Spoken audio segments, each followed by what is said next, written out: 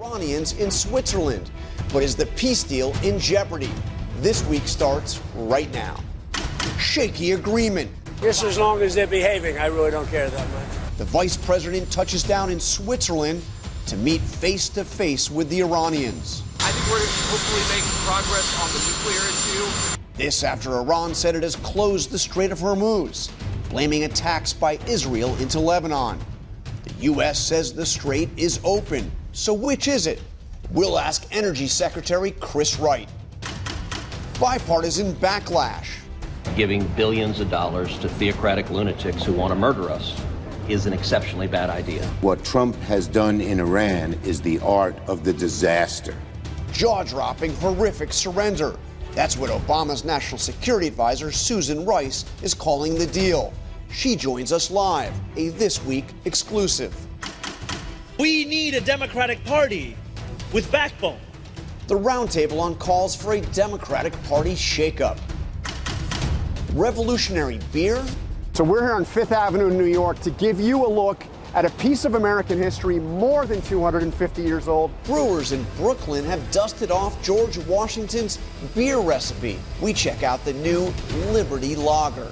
You made George Washington's beer, but you also wanted to make a variation that was a little bit more modern. Correct. From ABC News, it's This Week. Here now, Jonathan Karl. Good morning. Welcome to This Week. As we come on the air this morning, Vice President J.D. Vance is meeting with the Iranians in Switzerland. But even as that meeting gets underway, there are real questions about whether the president's 60-day peace deal is already in jeopardy. Iran's state-controlled media said late yesterday that the Strait of Hormuz is closed. They said that was in retaliation for Israel's attacks over the weekend on Lebanon, which Israel says were in response to attacks from Hezbollah, which, of course, is supported by Iran. The Israel-Hezbollah ceasefire, which is a requirement of this Iran deal, appears to have been broken and then reinstated twice over the past 48 hours. As for the deal itself, President Trump is declaring the 60-day Memorandum of Understanding a triumph, suggesting that if he didn't end the war, the world could have faced a global depression. He has slammed Democrats for attacking his deal, but some of the harshest criticism has come from Republicans. Republican Senator Bill Cassidy called it the worst foreign policy blunder in decades. Senator Ted Cruz said, giving billions of dollars to theocratic lunatics who want to murder us is not a good idea. And the Republican chairman of the Senate Armed Services Committee said that the deal, quote, negotiates away the victories of Operation Epic Fury in ways that are completely out of step with the president's goals. And then there's the New York Post, owned by Rupert Murdoch, which called the deal worse than Obama's. All right, we will hear in a moment from Susan Rice, who helped craft President Obama's nuclear deal, and from Trump Energy Secretary Chris Wright. But we begin with ABC's Tom Soufi Burridge in Switzerland, where the Iran-U.S. negotiations are just now underway, and ABC's Britt Clennett in Israel, where the incredibly tenuous ceasefire could derail the whole process. So, Tom, let's start with you. We saw Vice President Vance arrive, the Iranians arrive. What's going on right now?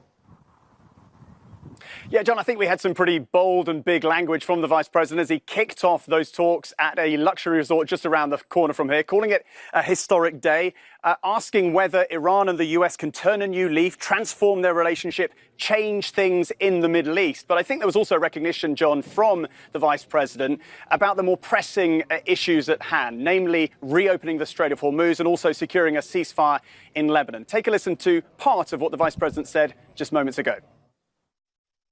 The opening of the Strait of Hormuz, the ending of the Iranian nuclear program, all of these things have already been accomplished. The question before us now is how much more can we accomplish together?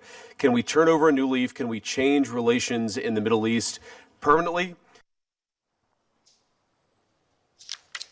And John, of course, looming over everything right now is the fact that Iran Saturday announced that once again it was shutting the Strait of Hormuz. So even before these much more complicated negotiations begin on the future of Iran's nuclear program, that memorandum of understanding signed by President Trump less than 4 days ago appears to be at risk of falling apart. John? All right, Tom, thank you. Let's get to you, Britt, because it looks like that ceasefire between Israel and Hezbollah is tenuous at best. What is going on right now? Yeah, John, you could argue this ceasefire in southern Lebanon never actually really began. The fighting is ongoing between Israel and Iran-backed Hezbollah. At least 28 people killed since the ceasefire was announced on Friday. Israel saying it targeted Hezbollah positions in response to incoming fire, while Hezbollah accuses Israel of striking first. Both sides clearly showing a little restraint, threatening to unravel these talks. The U.S. accused of not fulfilling its commitment in the memorandum to pressure Israel to stop its attacks in Lebanon. All eyes on President Trump to see if he can push Israel to comply. The focus on Lebanon as a pressure test where this whole deal could collapse, John. Sure doesn't look like a ceasefire, right, Britt? Tom, thank you very much. I am joined now by senior fellow at the Carnegie Endowment for International Peace, Kareem Sajapur, and New York Times White House and national security correspondent, David Sanger. All right, Dave, let me start with you. First of all, it was extraordinary to see Vance there with the Iranians, no handshake that we saw yet. But is this deal already falling apart?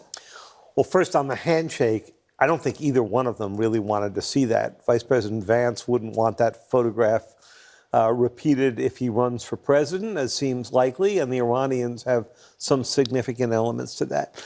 Second, the premise of the agreement, which is that you're going to reopen the strait in return for a broad ceasefire, including Lebanon, that's showing to be increasingly tenuous. And we could be in a situation, we don't know yet, where access to the strait just gets turned on and off by the Iranians or pushed up and down in its level, depending on what's happening in Lebanon and elsewhere.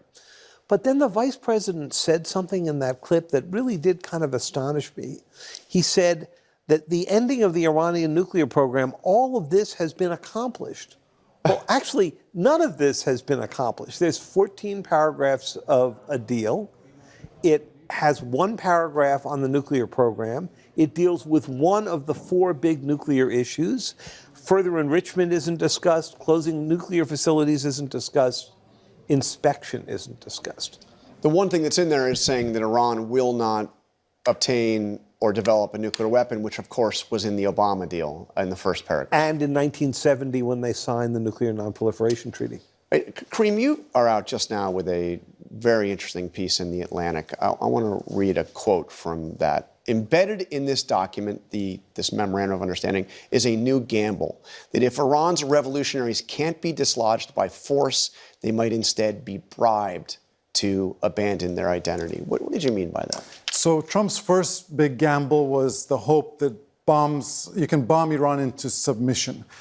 That didn't work. The second big gamble now is, can you bribe Iran's revolutionaries to essentially give up their longtime ideology of death to America and death to Israel in exchange for economic concessions, in exchange for economic integration and prosperity?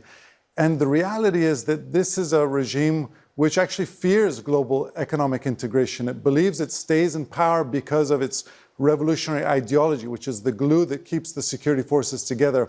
So that is a big bet. Now, Vice President Vance has said behind the scenes, there actually are signs that Iran's Revolutionary Guards are rethinking the revolutionary ideology, but we don't see any public evidence of that. I mean, Trump has said more than that.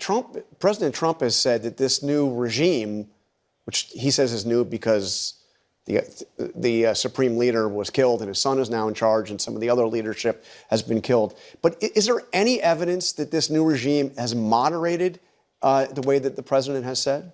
Zero evidence that this is a regime which has moderated its internal conduct or its external conduct. And I think the great challenge that both President Trump and Vice President Vance have is that 4 months ago they argued this regime is so dangerous we have to bomb them. Now they're arguing that it's changed so profoundly that we can offer them billions of dollars in concessions. And let me ask you, David, the president has pushed back hard on the notion that Iran has emerged from this stronger than they were before the war started, as some have said. Does he have a point? I mean, the Navy's been damaged. He says the Navy's been eliminated. He says the Air Force has been eliminated. Missile program's been taken out, not entirely, but significantly. Does he have a point? He certainly has a point. that the nuclear program, the conventional military program, is much degraded. The nuclear program is not at this point. He did that a year ago this weekend when he bombed them, but and it's under rubble. But the objective of this was not to cripple Iran's conventional military program. It was to get them to give up all of their nuclear capability and the missile capability surrounding it. And that's what has not happened yet. By the way, the president called you just before this was signed, which I found extraordinary because just a month earlier he had accused you of treason. But what was the point? He wants people to believe this is the greatest deal. Does he believe it himself? I think he does. I think he believes this the way I think he believed in the first term that his negotiations with Kim Jong-un would eliminate the North Korean nuclear program. Now, the North Koreans still have 60 nuclear weapons or more. In the Iran case, I think he believes that he has so crippled their military that they will now fold on all of the rest of these issues. And that's what we're about to discover in the talks in Switzerland. But these are not technical talks, as the vice president referred to them. These go to the core of the program. All right, David and Kareem, thank you both. Thank you. And I'm joined now by Energy Secretary Chris Wright. Secretary Wright, thank you for being here. As we sit here now, the vice president is in Switzerland for meetings with the Iranians. What do you expect to come from this first round of talks? I think this first candid dialogue will set out what the Iranian goals are and what they think the trade-offs they might have to make are. We've just never been in this situation before. The U.S. military, both in the actions to destroy the Iranian military capabilities and to force a way through the Strait of Hormuz without any dialogue, have just put the Iranians in a massively different situation. They don't have the leverage they've always had in talks before. Well, let me ask you about the Strait, because the vice president said the Strait is open. The Iranians said it's closed. And we heard that 55 ships came through yesterday. What is the status? Are we partially opened? Is there really, when do we get back to the levels that we had before the war? Well, 55 ships 2 days ago, as you said, 67 went through yesterday on an oil and oil products volumes about equal to where we were before the war. But there's 3 channels through the Straits. There's the middle normal navigational channel that unfortunately the Iranians have mined. So that needs to be demined. Then there's a separate route up north by the Iranian islands that they've tried to force ships through. And then there's a southern route that the United States military has been escorting ships through for several weeks. And I think it's that returning the flows back towards normal without any cooperation at all from Iran. That's the leverage President Trump used to get the Iranians to come to the table and realize they're going to lose all the cards in their hand. Maybe they can make a deal that brings some benefit to Iran. Maybe they can't. So we've seen oil prices have come down pretty significantly even before the reopening started. How soon do you expect gas prices to get down to the levels that we saw before this war? Oh, I've long out of the business of predicting oil or gasoline prices, but they will continue to head down. Flows of oil and natural gas through the Straits have already returned to normal, and they will continue that way, whatever happens with the negotiations with the Iranians. We've got growing American production, surging production in Venezuela.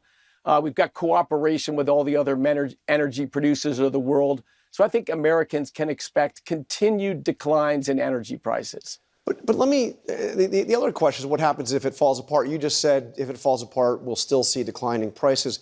But I want to play you something that President Trump said at the G7. He seems to have President Herbert Hoover on his mind. Take a listen.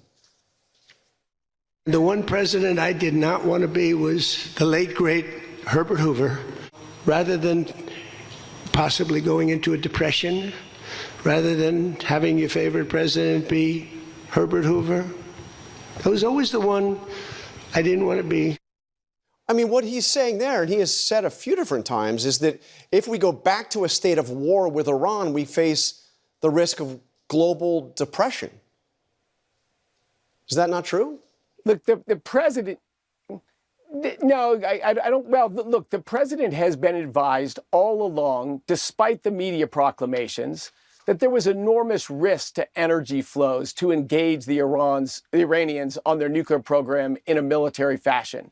But he simply was unwilling to leave to his successor in nuclear-armed Iran. There's just no greater risk to energy prices, to the economy of the world, than a nuclear-armed Iran. He knew he was going to drive up energy prices in the short run. He had the courage to take the action anyway, to destroy their Air Force, their Navy, most of their nuclear program, and a lot of their military-industrial complex. I think to massive benefit to future generations. But he knew that was a risk to energy prices. We've paid the price with higher energy prices in the midterm.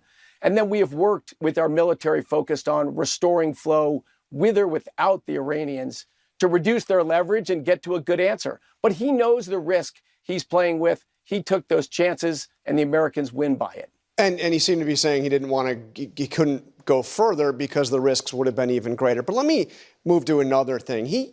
When he first engaged in this, when he first launched this war, he said that one of the key objectives, and this was repeated by Marco Rubio several times as well, was to obliterate Iran's missile program. Take a listen. We are going to destroy their missiles and raise their missile industry to the ground. It will be totally, again, obliterated. He's saying this. If other countries have them, it's a little bit unfair for them not to have some. A ballistic missile is not the same thing as what we're talking about when we talk nuclear. But if Saudi Arabia and Qatar, and they all have some, I would say in relative proportion, I think it's okay. So how did we go from saying that the objective of the war was to destroy their missile program to saying that they've got a right to have missiles? Why the change? Well, look, I think it's a matter of degrees. We've probably degraded their ability to make missiles by 90%. That is a massive, I think you could call that an obliteration of their missile-making industry. But the president recognizes if they become a normal nation and they become a citizen of the Gulf community, for them to have a modest amount of missiles, as he said, proportional to their neighbors, that's not an unreasonable end to aim for. But in the meantime, they have been just massively more armed than all their neighbors. They've spent all of their money and their earnings from their energy industry to arm themselves to the teeth. That has been degraded massively. But need it go to zero? No, it probably doesn't need to go to zero, is what the president's saying. But let me ask you what critics of this deal say, that this is a windfall for the Iranians. I mean, they get to sell their oil now in the open markets using the banking system in a way they haven't been able to do for years. They're going to get frozen assets unfrozen, and they have the possibility of something much, much more if the nuclear agreement comes forward. What do you say? This is really a gift to the Iranians, and they really haven't given up much of anything. Oh, the Iranians have been selling oil most of the last 47 years. The first Trump administration crimped that down to only 500,000 barrels a day. They exported over 1.5 million barrels a day during the entire Biden administration, which is what they're going to rebound to today. That's all they're getting, is the ability to yet sell their oil again. We proved to them for 2 months we could cease them from selling a drop of oil. And that's important leverage. Now that's going to return back to where it was. But they're not going to get any of the other funds released, their own frozen funds released, unless there's progress, meaningful and provable progress in the nuclear talks. And the large numbers that are thrown around, that's simply the carrot President Trump talks about. If they become a normal nation again, will their neighbors invest to build infrastructure and welcome them to the community? Of course they will. But that's only if they return to a normal nation. They're a long way from that today, but you got to put that carrot out there. That's the aspiration. All right, Secretary Wright, thank you very much. Thanks, John. Appreciate it. And I'm joined now by former Obama National Security Advisor and Ambassador to the United Nations, Susan Rice. Ambassador Rice, thank you for being here. Good to be with you. Happy Father's Day, John. Thank you. And to all the dads out there today. Thank you very much. I want to. You called this memorandum of understanding, a jaw-dropping, horrific surrender. With reparations. So why is it so egregious? It's egregious, John, because so many concessions were granted up front in this flimsy two-page memorandum of understanding that wouldn't normally and shouldn't have been granted until after there was not only a fully comprehensive deal to at least deal with their nuclear program, but also that those provisions that were negotiated had been agreed. So let me just explain to you some of the things that were conceded up front. As the Secretary just acknowledged, Iran, as of the signing of the agreement, so on Thursday, is now able to sell all of its oil and all of its oil products on the market unimpeded and use that money to rebuild itself. And use the banking system. And use the banking system. Under the Obama nuclear deal, they couldn't have relief from oil sanctions until the deal was fully implemented, not just preliminarily agreed. Secondly, they get access to tens of billions of dollars of frozen assets in the very near term, within the next 60 days, contingent only upon the memorandum of understanding, this flimsy two-page document, being implemented. That means essentially once they've opened the strait, they get all the access to their frozen assets without any constraint on how they spend it. In the Obama-era deal, they could only spend those frozen assets on humanitarian things, food and medicine. Now they can use it to fund their terrorist proxies. Iran, thirdly, will now be able, after 60 days, to charge fees for the transit of ships through the Strait of Hormuz, something they could never have done before. They get $300 billion from the United States and our Gulf partners. Now the administration says once the deal is says done, none of that's going to come from the United States. That's not what the agreement says. It says the United States, with our Gulf partners, will ensure that they get that money when there's a final deal. And then two other things. Yeah. When the deal is done, they say all sanctions against Iran, bilateral and multilateral, will be lifted. Under the Obama deal, after they had fully implemented everything, it was only the nuclear-related sanctions that were lifted. And finally, one last point. The other crazy thing about this memorandum of understanding that sets us back enormously is that we commit to withdraw U.S. military forces from the vicinity of Iran. That means our base is in the Gulf. Are we walking away from the Middle East as a result of this deal? The administration would say no, and they would say that that those frozen assets, although I know exactly what it says in the memorandum of understanding, they say there has to be progress on the nuclear talks first. But let me ask you. But that's not what the document says, John. I understand. Most of our allies in the region seem to welcome this because it meant an end to the war. Isn't a weak peace agreement better than a resumption of a war, which I know you opposed from the start? I opposed this war because it was a stupid war, and it was obvious that when you wage a stupid war, that every prior president had the wisdom to avoid, that you were going to end up with either bad outcomes or worse outcomes. So this ends what you saw as a stupid war. It ends a stupid war. You get bad outcomes or worse outcomes. This is a very bad outcome. I obviously think we shouldn't have been in this war in the first place because it was obvious for decades that the only way to resolve this problem is through diplomacy. And now we're back to diplomacy with a far weaker hand. Yes, their military has been degraded, but Iran has now figured out they can use the Strait of Hormuz to hold us and the global economy hostage anytime they want. And they've been playing that game over the last 48 hours. But just to make that fine, because Ro Khanna, Democrat Ro Khanna, said that he supports this agreement, even though he says it's a shadow of the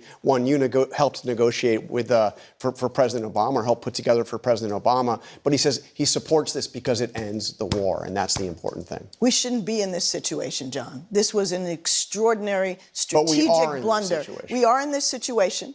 And we have suffered enormously. The American people have suffered. We've lost 13 servicemen and women. We have paid over $50 billion of taxpayer money for a war we never should have waged. The American consumer is paying more than $50 billion in increased costs.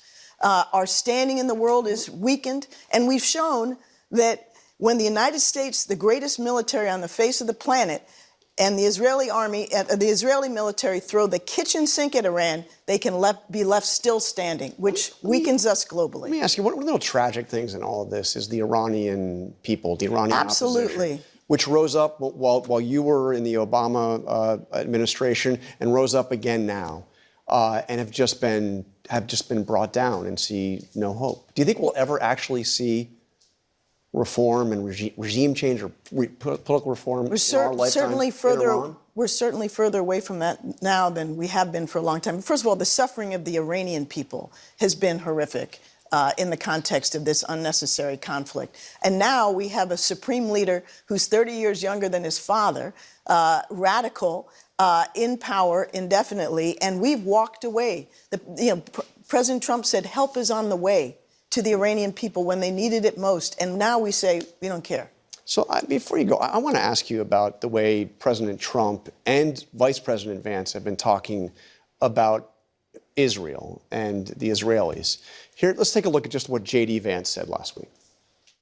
Donald J. Trump is the only head of state in the entire world who is sympathetic to the nation of Israel at this moment in time. And he happens to be the head of state of the world's superpower. If I was in the cabinet of the Israeli government, I might not be attacking the only powerful ally that I have anywhere left in the entire world. First of all, is that an accurate description of the state of affairs? That's an extraordinary statement.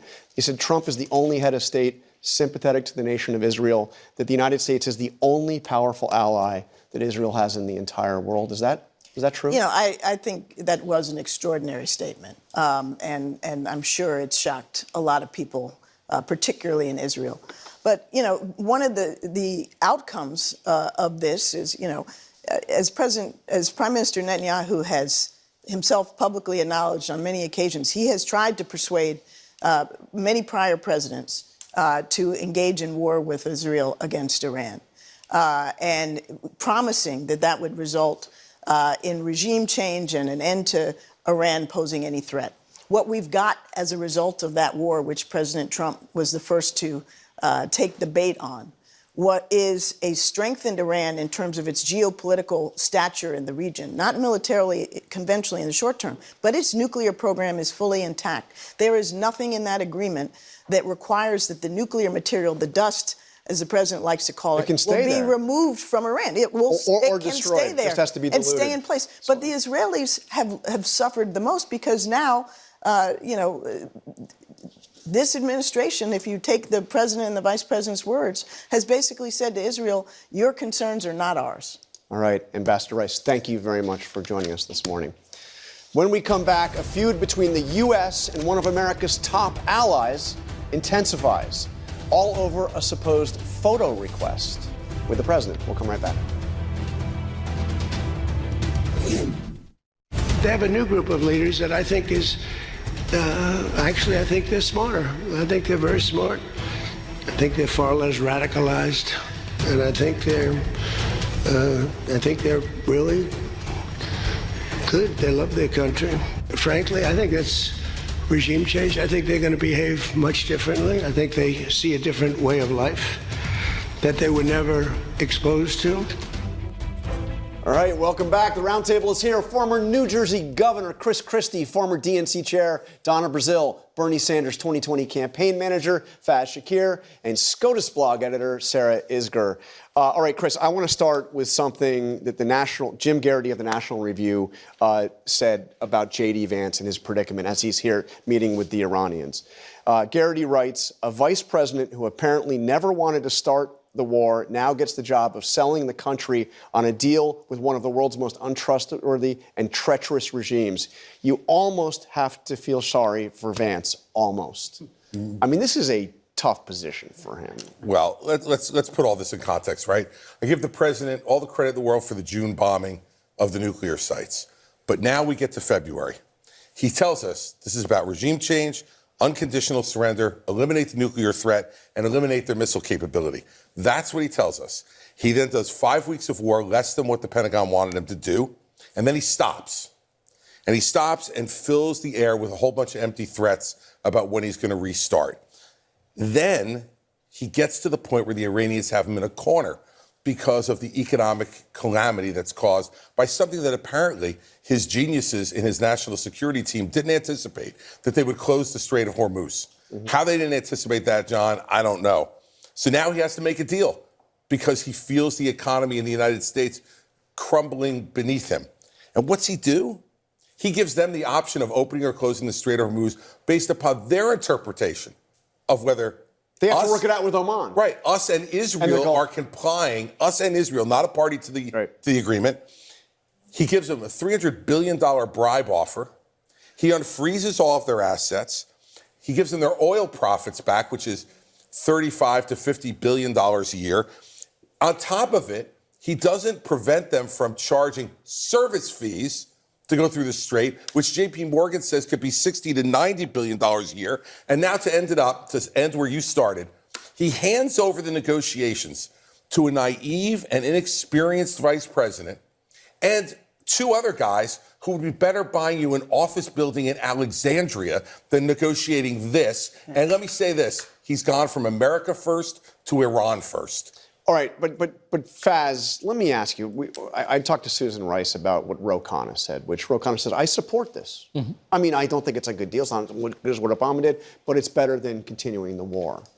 Well, he's in a box canyon and he's trying to find a way out, and this is the best he can do. So in my mind, war that never should have started, of course, we should have some accountability over the judgment of this war. This should play into the elections. We know that AIPAC is going to spend probably something like $100 million that they're sitting on right now. In their efforts, they are trying to take on Bernie, AOC, Zoran Mamdani, a whole bunch of progressives, because they don't want to see a vision that is America first, that says, hey, instead of spending money in Iran, how about we have Medicare for all? How about we have affordable housing in America? How about we talk about building affordable, good transportation and infrastructure in America? These are choices. And one of the choices that's been left on the table is we spent money elsewhere. And the Democratic Socialist movement and populist left is increasing in support because there's an integrity of saying, hey, America first, there it is. This is a vision. And Don, on some breaking news, just while Faz was talking, the president out on Truth Social posting that Iran must immediately stop their highly paid proxies in Lebanon from causing trouble. If they don't, we will hit Iran very hard again. So But he's, John, even as Vance is sitting down for these peace talks, he's threatening more war. Yeah, because if you look at the Memorandum of Understanding, and Lord knows I read it, there's nothing about the proxies. There's nothing about the drone capability, Iran's capability, drone capability. There's nothing about the missile capabilities. And so now the president is reinterpreting something that he's already signed and did not include that in the beginning. So what is the point? As Chris said, we go to war because, once again, we can. Thank God we have a strong military. Bless the families of those 13 servicemen and women who lost their lives and those who are continuing to heal from this war. But everyone knew from the beginning that Donald Trump did not have a good rationale to take this country into war. And now, out of desperation, they signed a memorandum that doesn't include all of these important points. But every time he talks about that memorandum, or 3 times that I've counted in the last few days, he has invoked the name Herbert Hoover. Which I don't usually hear presidents talk about, but saying basically that if we didn't do this, however, whatever you think of this memorandum, he thinks it's wonderful. But even if you don't like it, he's described the alternative as going back to war and plunging the globe into a depression. Do you know what's really missing from all of this? Any talk of Congress and how this is all supposed to work on foreign policy. We have focused so much on the unilateralism of Donald Trump's domestic policy. We actually haven't talked about how the exact same thing is happening on the foreign stage. Remember, majorities of Congress voted against this war, but because it was not enough, it wasn't a veto-proof majority, the president has basically been able to ignore Congress. This memorandum of agreement arguably violates a statute, the Iran Nuclear Agreement Review Act, which says that you cannot waive sanctions. You can't give the money back without Congress having the ability to review that over 30 plus days. But no one's talking about that because we have accepted through Obama, through Trump, through Biden, through Trump, that presidents now do domestic policy by executive order, and they do foreign policy unilaterally. So we have this pendulum swing on Iran. We have a pendulum swing on the Paris Climate Agreements. You can't run a country this way. It won't last. How much is this going to hurt Republicans in the midterms to pick up Faz's? Well, at least before this, they had a rationale. Our rationale was Iran's a nuclear threat. We're going to eliminate that nuclear threat. That's good for the world. But now you have the same people who are arguing that this is okay. I mean, look, J.D. Vance is sitting over there now, and you just read the Truth Social post. You know what the Iranians think of that? They don't care. How many times? This is the same guy who said he was going to eliminate their civilization. He was going to bomb every bridge. He was going to bomb every power plant. He did nothing. I mean, he did hit them pretty hard. John, towards what end? They Well, still have a missile that's a question, capability. but he did. No, your job as president is not to just flex your muscles. It is towards an end. There was no strategy here, John. There was no strategy at all. He won in Venezuela. Yeah. So, and as a result, he's going to do this. I want to ask, Donna, I want to get you on something else, but and then we're going to have to take a quick break. But while he was praising the new regime, he calls new regime in Iran, he was saying things about the Italian prime minister. He said that she begged him for photographs and highly critical of her for not allowing the U.S. to use Italy's bases. And she said that this is completely fabricated and pointed out that Trump was saying harsher things about his friends, about America's allies, than about America's enemies. She was absolutely right to rebut everything he said, because it was clear that the president was walking around at the G7 looking for friends, and everybody was like, huh? So I don't know what that's all about. Look, the bottom line is the president made a huge mistake in going into Iran, and now we're going to pay the price because it was a deal based on desperation and not no real strategy for moving forward. I had an Italian mother. He's out of his depth if he's picking his She was pretty tough. There. Did you see her get in his face? Let me tell you, John, I lived that. That's the way I was raised. See that look like that? That's the way I was raised. I'm married to an Italian. I don't know what you're talking about. Up next, Democrats are still talking about 2024. The roundtable is back with why Hillary Clinton came out blasting Joe Biden this week. All right, the roundtable is back. So Faz, let me ask you about what we just heard before the break from Mayor Mamdani, saying that basically the Democratic Party needs backbone. Does the Democratic Party heading in his direction, Democratic Socialists of America? I mean, we saw another DSA candidate win the primary here in D.C. They got to the runoff in Los Angeles. Is that where the energy in the party is now? Yeah, and populist left candidates, Graham Plattner, Abdul Al-Sayed, a bunch of people who are doing very well right now. And the reason, well, you have to ask why. Why are they doing so well? And part of the reason what Mayor Mamdani is saying is you have to have an agenda. So we're living in a period of scarcity. Donald Trump is saying $132 billion for Iran. That's great. We should spend that. Instead, we can't have Medicare for all. We have to cut Medicaid. We can't have affordable child care in this country. Got to cut food stamps. Can't do anything about decency of raising the minimum wage to a living wage. No, none of those things are possible, according to Trump and according to most conservative, center-left and center-right politicians. Status quoism. And here you have a movement that is building support because it's saying here's an affirmative agenda of a vision that is improving the lives of working-class people in this country. But, Donna, can that agenda win nationally?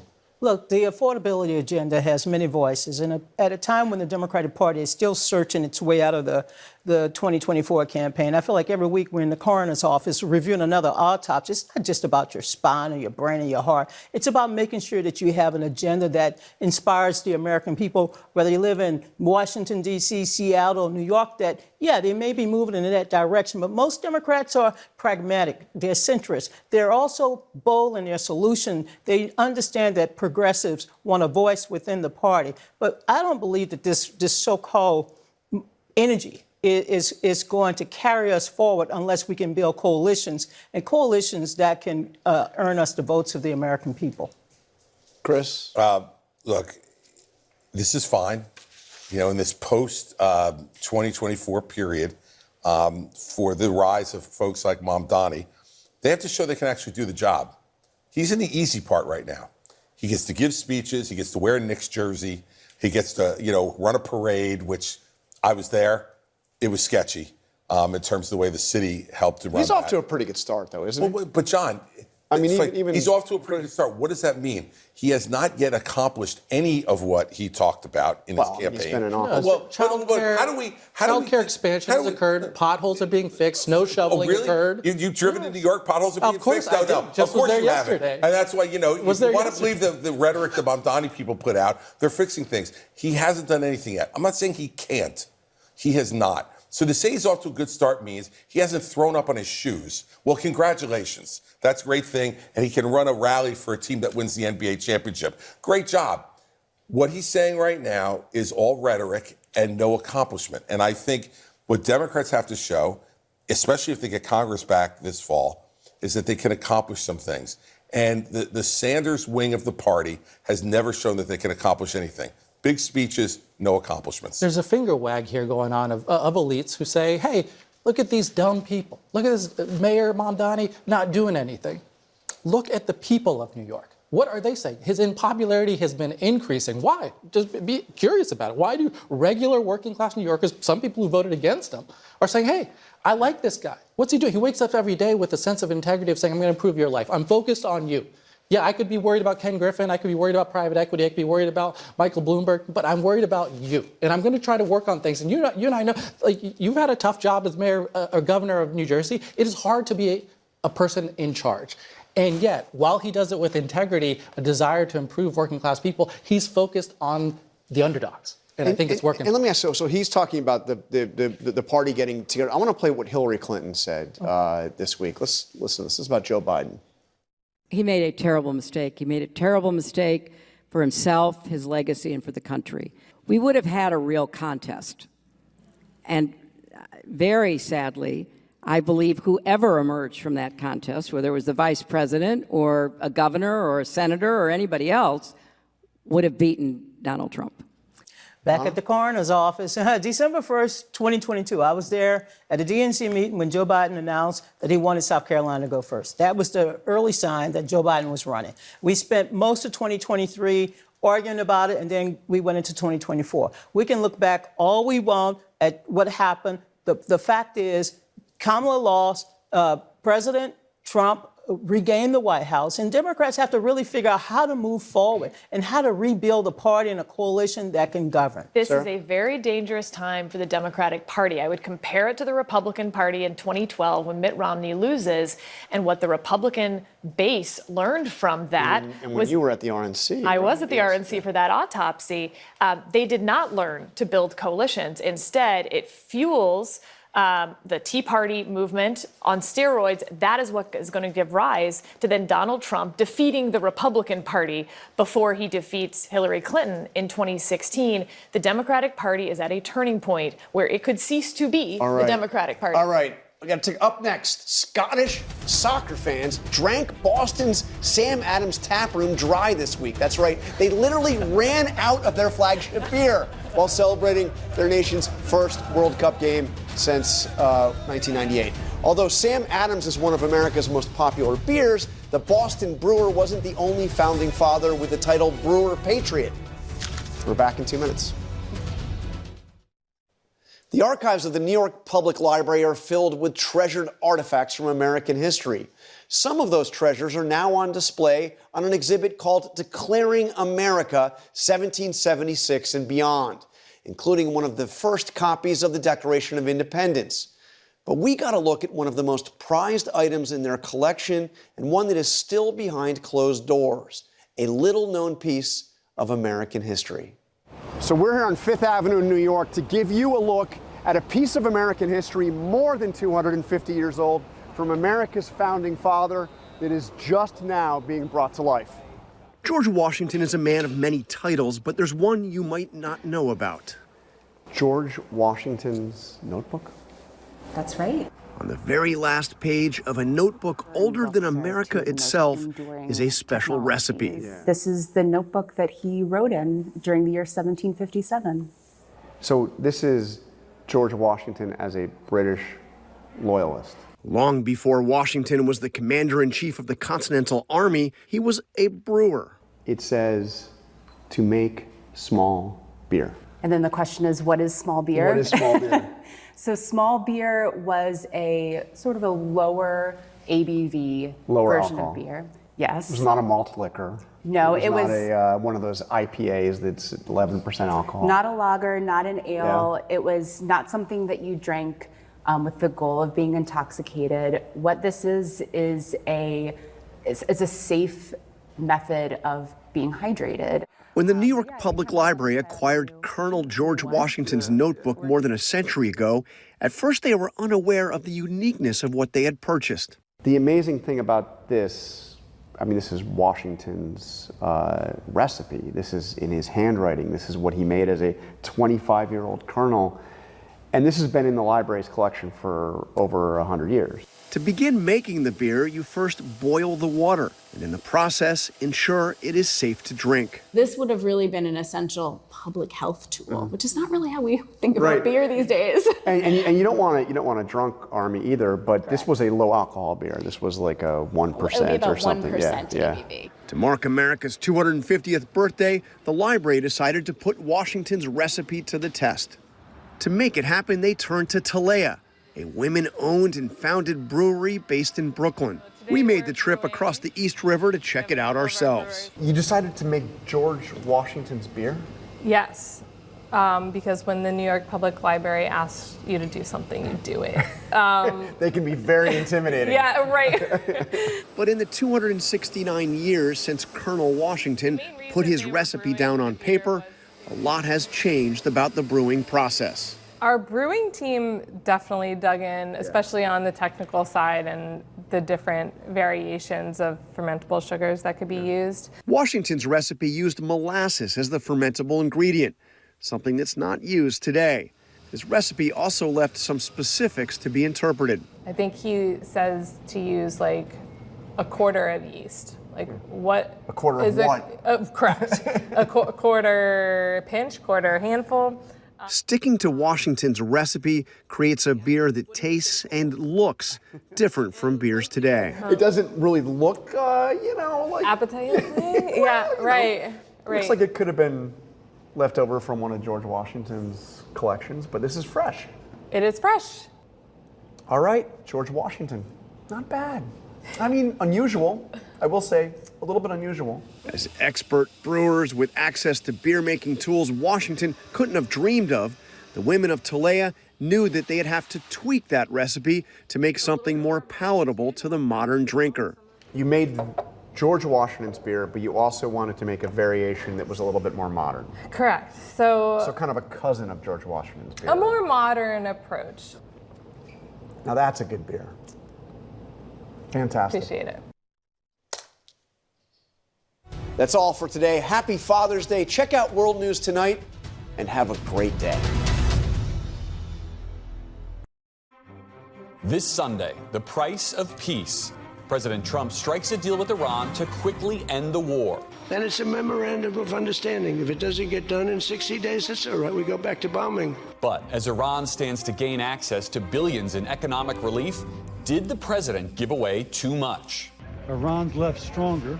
I think sending billions of dollars to Iran is a mistake. If it works out, I'm going to take the credit. If it doesn't work out, I'm blaming JD. You better be careful, JD. I'll talk to Democratic Senator Cory Booker of New Jersey and former Trump Defense Secretary Mark Esper. Plus, Chicago Hope. President Obama opens his presidential center as former presidents come together in a divided America. I hope this center will serve as an affirmation of just how special, how precious our democracy truly is. Joining me for insight and analysis are Susan Glasser, staff writer for The New Yorker, Nia Malika Henderson, political columnist for Bloomberg Opinion, former Homeland Security Secretary Jay Johnson, and Republican strategist Sarah Fagan. Welcome to Sunday. It's Meet the Press. From NBC News in Washington, the longest-running show in television history, this is Meet the Press with Kristen Welker.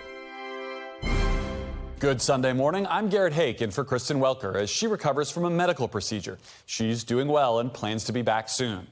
This morning, a fragile peace appears to be holding between the U.S. and Iran just days after President Trump signed a memorandum of understanding to end the conflict, reopen the Strait of Hormuz, and remove the U.S. blockade of Iran.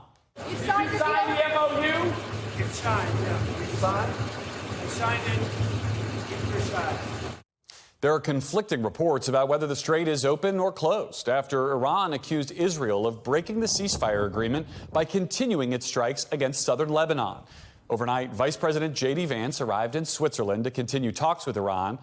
For his part, President Trump says the lesson he's learned from this war, there are no limits to his power. What have you learned about not just the exercise of power, but the limits on your power as a result of the conflict? There are no limits. No limit. No, I haven't learned that lesson yet. I know there are, but, there are no limits. We defeated them totally militarily. And joining me now is Democratic Senator Cory Booker of New Jersey. Senator Booker, welcome back to Meet the Press. It's good to see you here on national TV and not the halls of the Senate. I think we can agree on that. Let's start with Iran. You voted 8 times to end this war. The Memorandum of Understanding ends the war. Do you support it? Yeah, I'm proud to be leading the effort to stop Donald Trump from leading our country into further and further disaster. But the way he is trying to bring us out of this war not only speaks to the failures of the war in total, but it also speaks in a bipartisan way to how bad of a leader he is. When you have Democrats and Republicans, conservatives and progressives all coming out talking about capitulation, surrender, catastrophe, you know how bad this deal is. Iran gets all of the benefits, literally billions and billions of dollars, and America continues to hurt and see the losses from the $100 billion we spent in the war to every American citizen seeing their costs skyrocket. This has been a cataclysmic failure of his making. But if you support the deal, but you also think it's a capitulation, I guess I'm confused. What's the alternative here? No. Let's be clear. I do not support this deal that he made, which was an abject surrender. This is a guy who said he's a great negotiator. But right now, Iran has billions and billions of dollars of benefits. It's almost as if American dollars, American resources are now going to be used to help rebuild Iran while we are continuing to carry the bill for it. So what is the alternative then to ending the war? Well, the alternative is not having a president that led us into this war, that surrendered all of our leverage, that is giving Iran everything they want and achieving none of the specific goals that he said he wanted. We have a disaster for a commander-in-chief who's leaving us with less and less good choices. What the world needs now is leadership. But from our Middle East allies to our NATO allies, I'm hearing over and over again, your president is a danger to the world. And obviously, we at home are paying the cost of that. There has been some Democratic reaction to the president's decision that was a little bit more positive. Democratic strategist James Carville said this week. Listen. We started a war and we surrendered. Let's be very clear about that.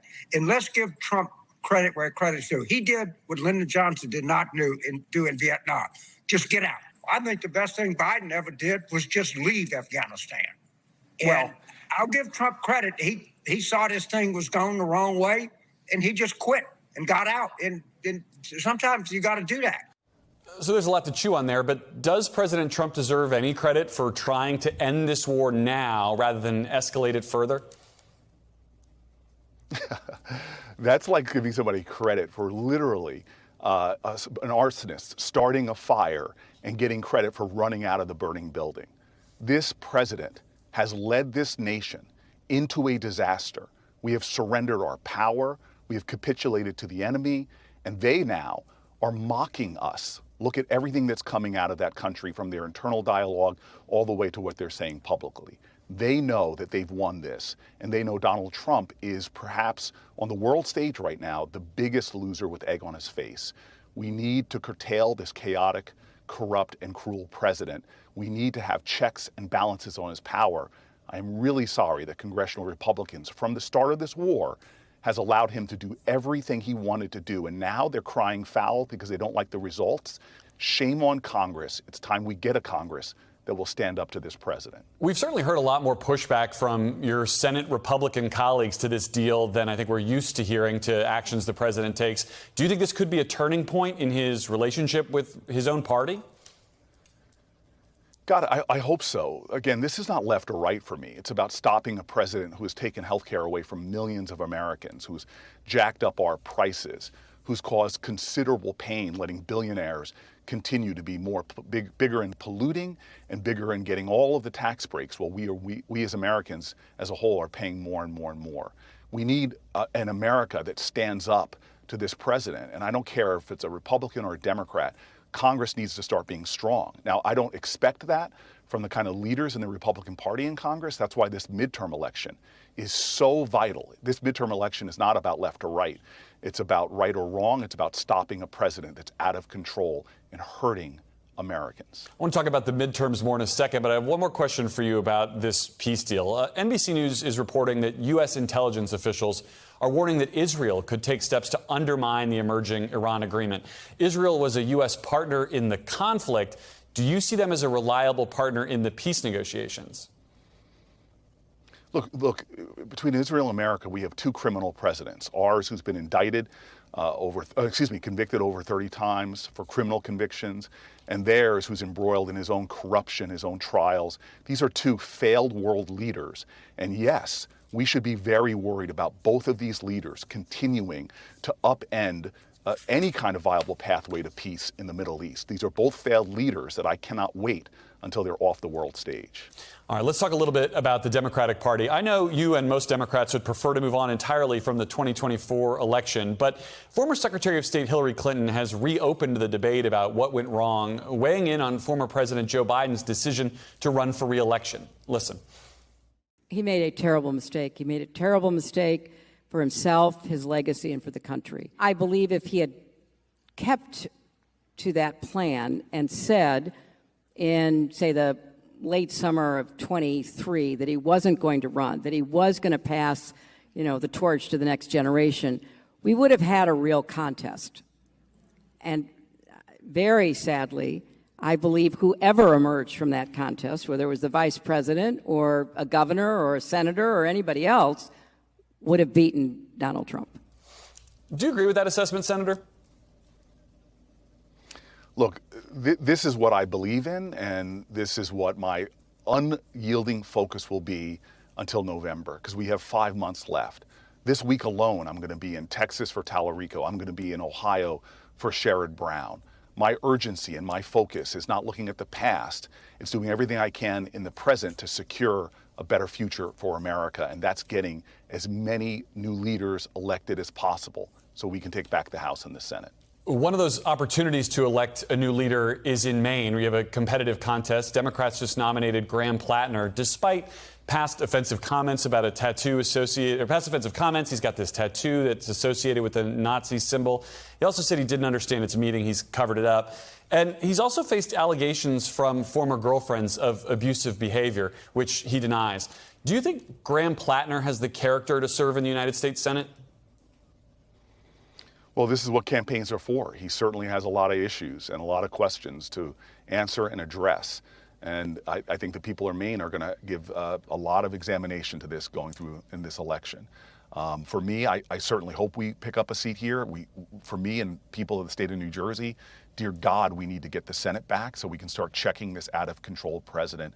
And that's why, again, I'm going to be doing everything I can all over my state of New Jersey and everywhere I can to help candidates across this country to get to that end, which is Democrats regaining control of the House and the Senate so we can check and balance a president that's chaotic, cruel, and corrupt. Well, you mentioned Texas and Ohio. Will you campaign in Maine? I don't have any plans to campaign there now. All right, fair enough. I want to ask you about one of the issues that will surely come up in this midterm and probably come up again in 2028, and that's the Supreme Court. After the court's recent ruling limiting the Voting Rights Act, some Democrats, including former Vice President Harris, have issued calls to expand the court's 9-seat bench. Listen. I absolutely believe that we should be exploring that. And the idea of 13, I agree, because there are 13 circuit courts, 13 justices. You're on the Judiciary Committee. Do you support the idea of expanding the Supreme Court to 13 justices? So here's what I believe. We in America now have normalized a level of corruption in all three branches of our government that cannot stand. It is a cancer that is corroding our body politic. All three branches of government need massive reforms. The Supreme Court, if municipal court people in New Jersey did what Supreme Court members are doing now, they would be let out in handcuffs. So my plan is very simple, two things. One is stop Supreme Court members from accepting unlimited gifts from billionaires who have interest in matters before the court.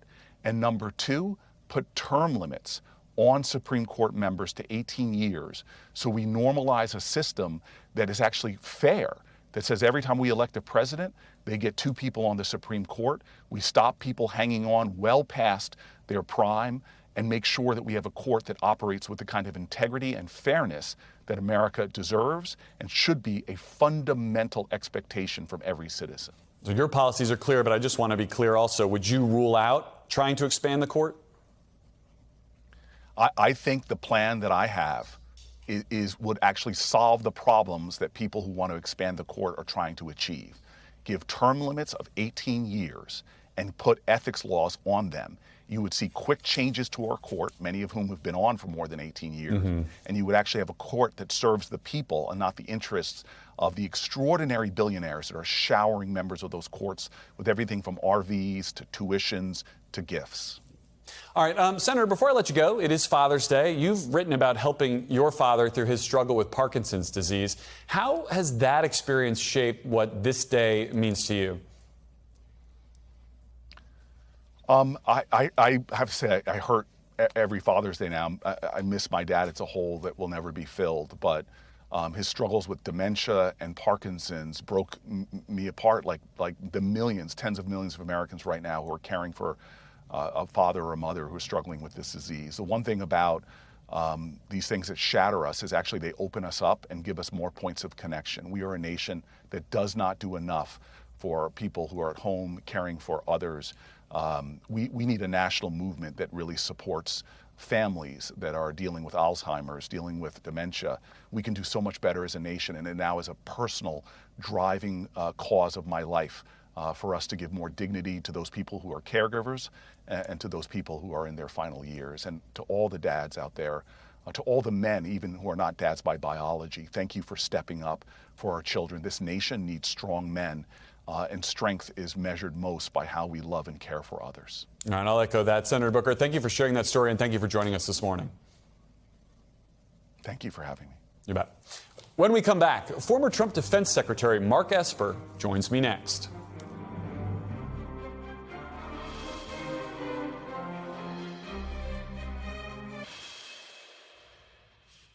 Welcome back, and joining me now is Mark Esper, former defense secretary during President Trump's first term. Secretary Esper, welcome to Meet the Press. Morning, Gary. Good to be with you. Oh, thanks for being here. Let's pick up right with this memorandum of understanding with Iran. Do you support this deal? Well, look, I like the fact that we've extended the ceasefire. I like the fact that the Strait is being opened up. That will provide economic relief to a lot of people. And I like the fact that we're getting into nuclear talks.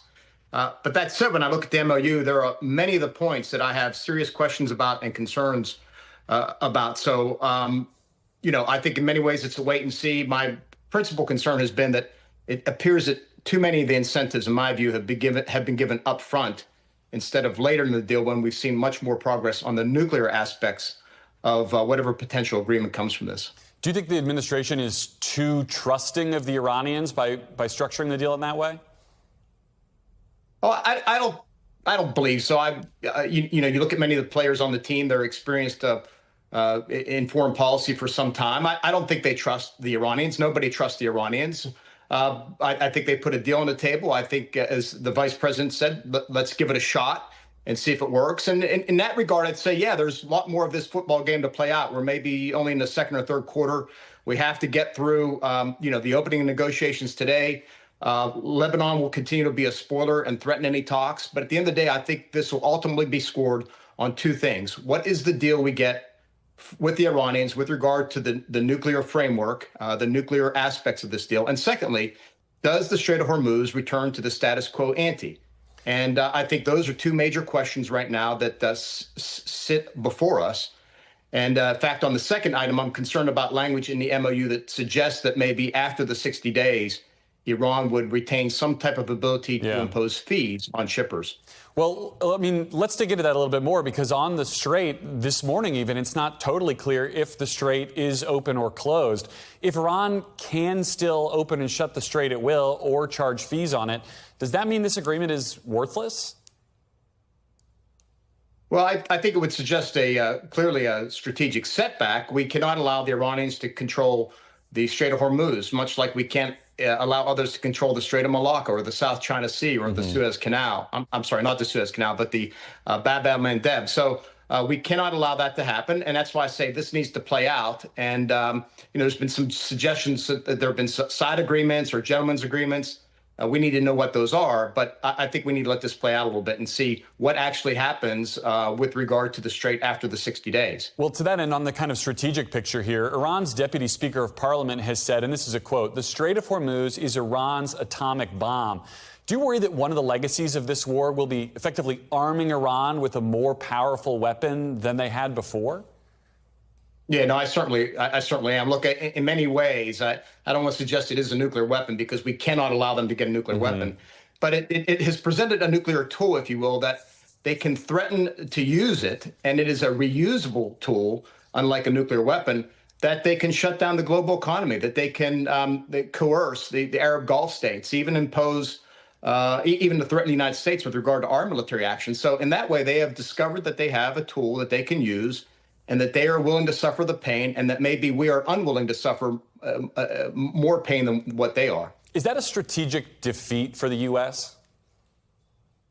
I think a strategic setback would be if that is indeed the case. And secondly, my other fear, my other concern, probably a reality, is that the Iranians have learned that they could survive the brunt of U.S. and Israeli military attacks. Despite how very successful they've been, the regime has been able to survive and withstand them, and that's going to embolden them going forward. You mentioned Lebanon earlier. I think that's one of the interesting parts of this. Israel was not included in the crafting of the Memorandum of Understanding. They continue to bomb Lebanon despite the ceasefire agreement that was signed last week. Do you think it was a mistake to exclude Israel from the negotiations that are happening now? Well, it's hard to say. We don't know to what degree they were consulted or not. I think it's clear that we cannot obviously speak for what Israel's position will be going forward. They clearly have a right to self-defense. And the difference here between the United States and Israel is that Iran and Hezbollah present an existential threat to Israel. And so they have the right to defend themselves. And the other factor here, of course, is that the political dynamics on both sides are very different. Whereas in the United States, 60 to 70% of Americans don't support the conflict. 60 to 70% of Israelis do support attacking Hezbollah. In fact, it's well over 70%. So you have different political dynamics at stake at a time when both leaders, President Trump and Bibi Netanyahu, have important elections coming up in the fall. Right. I mean, there's a lot of different possibilities for different regimes to be in charge of all three of these countries going forward. I want to talk some more about some of the specifics in this deal. On paper, it does reopen the Strait of Hormuz. It ends the U.S. naval blockade, removes U.S. troops from the proximity of Iran after the final deal, and we'll see what that ultimately means. And this is a quote, "will maintain the status quo of Iran's nuclear program pending further negotiations." So what did the U.S. get out of this war that it didn't already have before it began? Well, that's going to be the question, Garrett, at the end of the day, as we assess this. Again, we're in the middle, the beginning of the negotiations, the middle of this conflict, maybe. We're going to have to assess when it's all said and done what it looks like. But as I said earlier, when I look at the MOU, I see Iran getting a number of things. And what we get is one paragraph that speaks about the entering of the framework discussions for the nuclear. And it says one specific item with regard to enrichment, that they would downblend their enriched uranium as a minimal process going forward. So I get concerned about the other parts, about stockpiles, the duration of the agreement, of the allowance of inspectors into the country, permitting SNAP inspections. There are a lot of details that are going to have to be worked out in the 60 days of negotiations, which to me seems difficult to achieve within 60 days. So I've seen this really in two phases. The economic phase, which is beginning now, leading up to certainly before the elections. And then there'll be a strategic phase where the talks will continue beyond the elections to resolve all the thorny issues, the details with regard to whatever nuclear agreement comes out of this. On the economic phase, the chairman of the Senate Armed Services Committee, Roger Wicker, a Republican, said in a statement, quote, "The Iranian regime has not renounced its ultimate goal, death to America, death to Israel. The regime will invest every penny it receives to further that aim." Do you agree with Senator Wicker that this deal could allow Iran to spend that $300 billion just spreading more terror and rearming? Well, of course, money is fungible, and we've agreed up front now that the MOU is implemented to unfreeze funds, which are total around $100 billion. We've allowed the license-free sale or the sanction-free sale of oil. So the fungibility of money means that they can not only put that toward humanitarian stuff, but whatever they free up can go to rebuilding their military, can go to Hezbollah, in fact, and can go to their other proxies to support this conflict. And look, I talked about this conflict. I know we've been focused on the last, 3, 4, 5 months. But in my view, this began on October 7th, 2023, when Hamas entered Israel and murdered over 1,200 Israelis. It was the next day that Hezbollah attacked Israel. And all of this was funneled, fueled, inspired, supported by Iran. So this conflict goes back more than 4 months, certainly back to October 2023. And in my view, knowing this history since 1979, 47 years. Yeah, and that's the way the president frames it as well. Mr. Secretary, I want to read you something that you wrote in your book. You write, quote, "This was one of the mysteries of Donald Trump as commander-in-chief. Sometimes he would express concern about being drawn into a conflict, and he was always talking about getting out of the endless wars. In the same vein, he would call off strikes we'd already agreed to. At other times, like now, he would complain we were not being tough enough and would want the most aggressive options possible. His views on the use of force swung back and forth like a pendulum, even though a pendulum has some predictability. This president rarely gave us much at all." You obviously saw President Trump as an unpredictable commander-in-chief. Do you think that has been an advantage for him or a disadvantage for him? Predictability can certainly be an advantage when you're dealing with your adversaries. That's true. And one thing I concluded as well, I wrote about, is that he was sincere with regard to not wanting to get involved into war. So I question now whether advisors or others are recommending something different or recommended something different, which launched this attack in late February. But he's been true, as my experience with him was, to not get involved in foreign wars. He just really despised conflicts, extended conflicts, and was much more keen on how do we, improve others' economies? How do we improve the United States economy? How do we find a big deal that benefits everybody? That was more of his thrust and his push. Well, with that being said, then, do you think this war with Iran was a war of choice? Did he choose this war, or was it a war of necessity? Well, I saw in the early days when the president first launched this in late February, I saw a strategic opportunity. Clearly, the administration saw that Iran was rebuilding its air defenses, rebuilding its missile and drone stockpiles, and doing other things that I think warranted, at least suggested that would made sense to attack Iranian military facilities, sites, and so on. I think the challenge was we kind of got over our skis with regard to the expectations of the conflict, talking about regime change, talking about unconditional surrender, talking about picking the next Ayatollah. All those things, I think, set up in the minds of the Iranians, at least, that this was all or nothing, that this time around we were going to go after completely wiping out the regime. Their backs were put against the wall. And, of course, when you face that situation, which for them meant, their lives, their livelihoods, everything, that they were going to fight to the bitter end and pull out whatever plugs they needed to stay alive. And in this case, it meant threatening and blocking the Strait of Hormuz. Which is exactly what we saw. You also wrote in your book that you were fired for not being loyal. The chief of staff at the time told you, quote, "The president's not happy with you. He feels you haven't supported him enough," and added, "You aren't sufficiently loyal." Given what happened to you, do you think that those serving the president right now are putting their loyalty first to the president or to the Constitution? Well, I don't agree. That's a tough question. I'm sure find what's going on and answer those questions, but I have no insights on that. Do you trust that the president is being given advice by people who think their loyalty is to the Constitution? I don't see that the president is always getting good advice. And so I think that's the question to ask. I think Republicans on Capitol Hill have asked that same question. Is the president getting the best advice with regard to these strategic matters? All right, Secretary Esper, we have to leave it there. Thank you for coming on. Thank you for joining us on Meet the Press today. Thank you. And when we come back, President Trump is facing criticism from both the right and the left over his new Iran deal. The panel is next.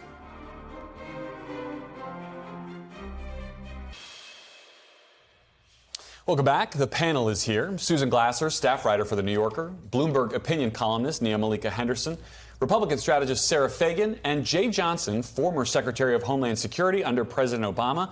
Welcome to you all. Susan, I'll start with you. You heard me talking about the war and its potential endings and alternatives with some of our guests. Was this ultimately the only way to end this war?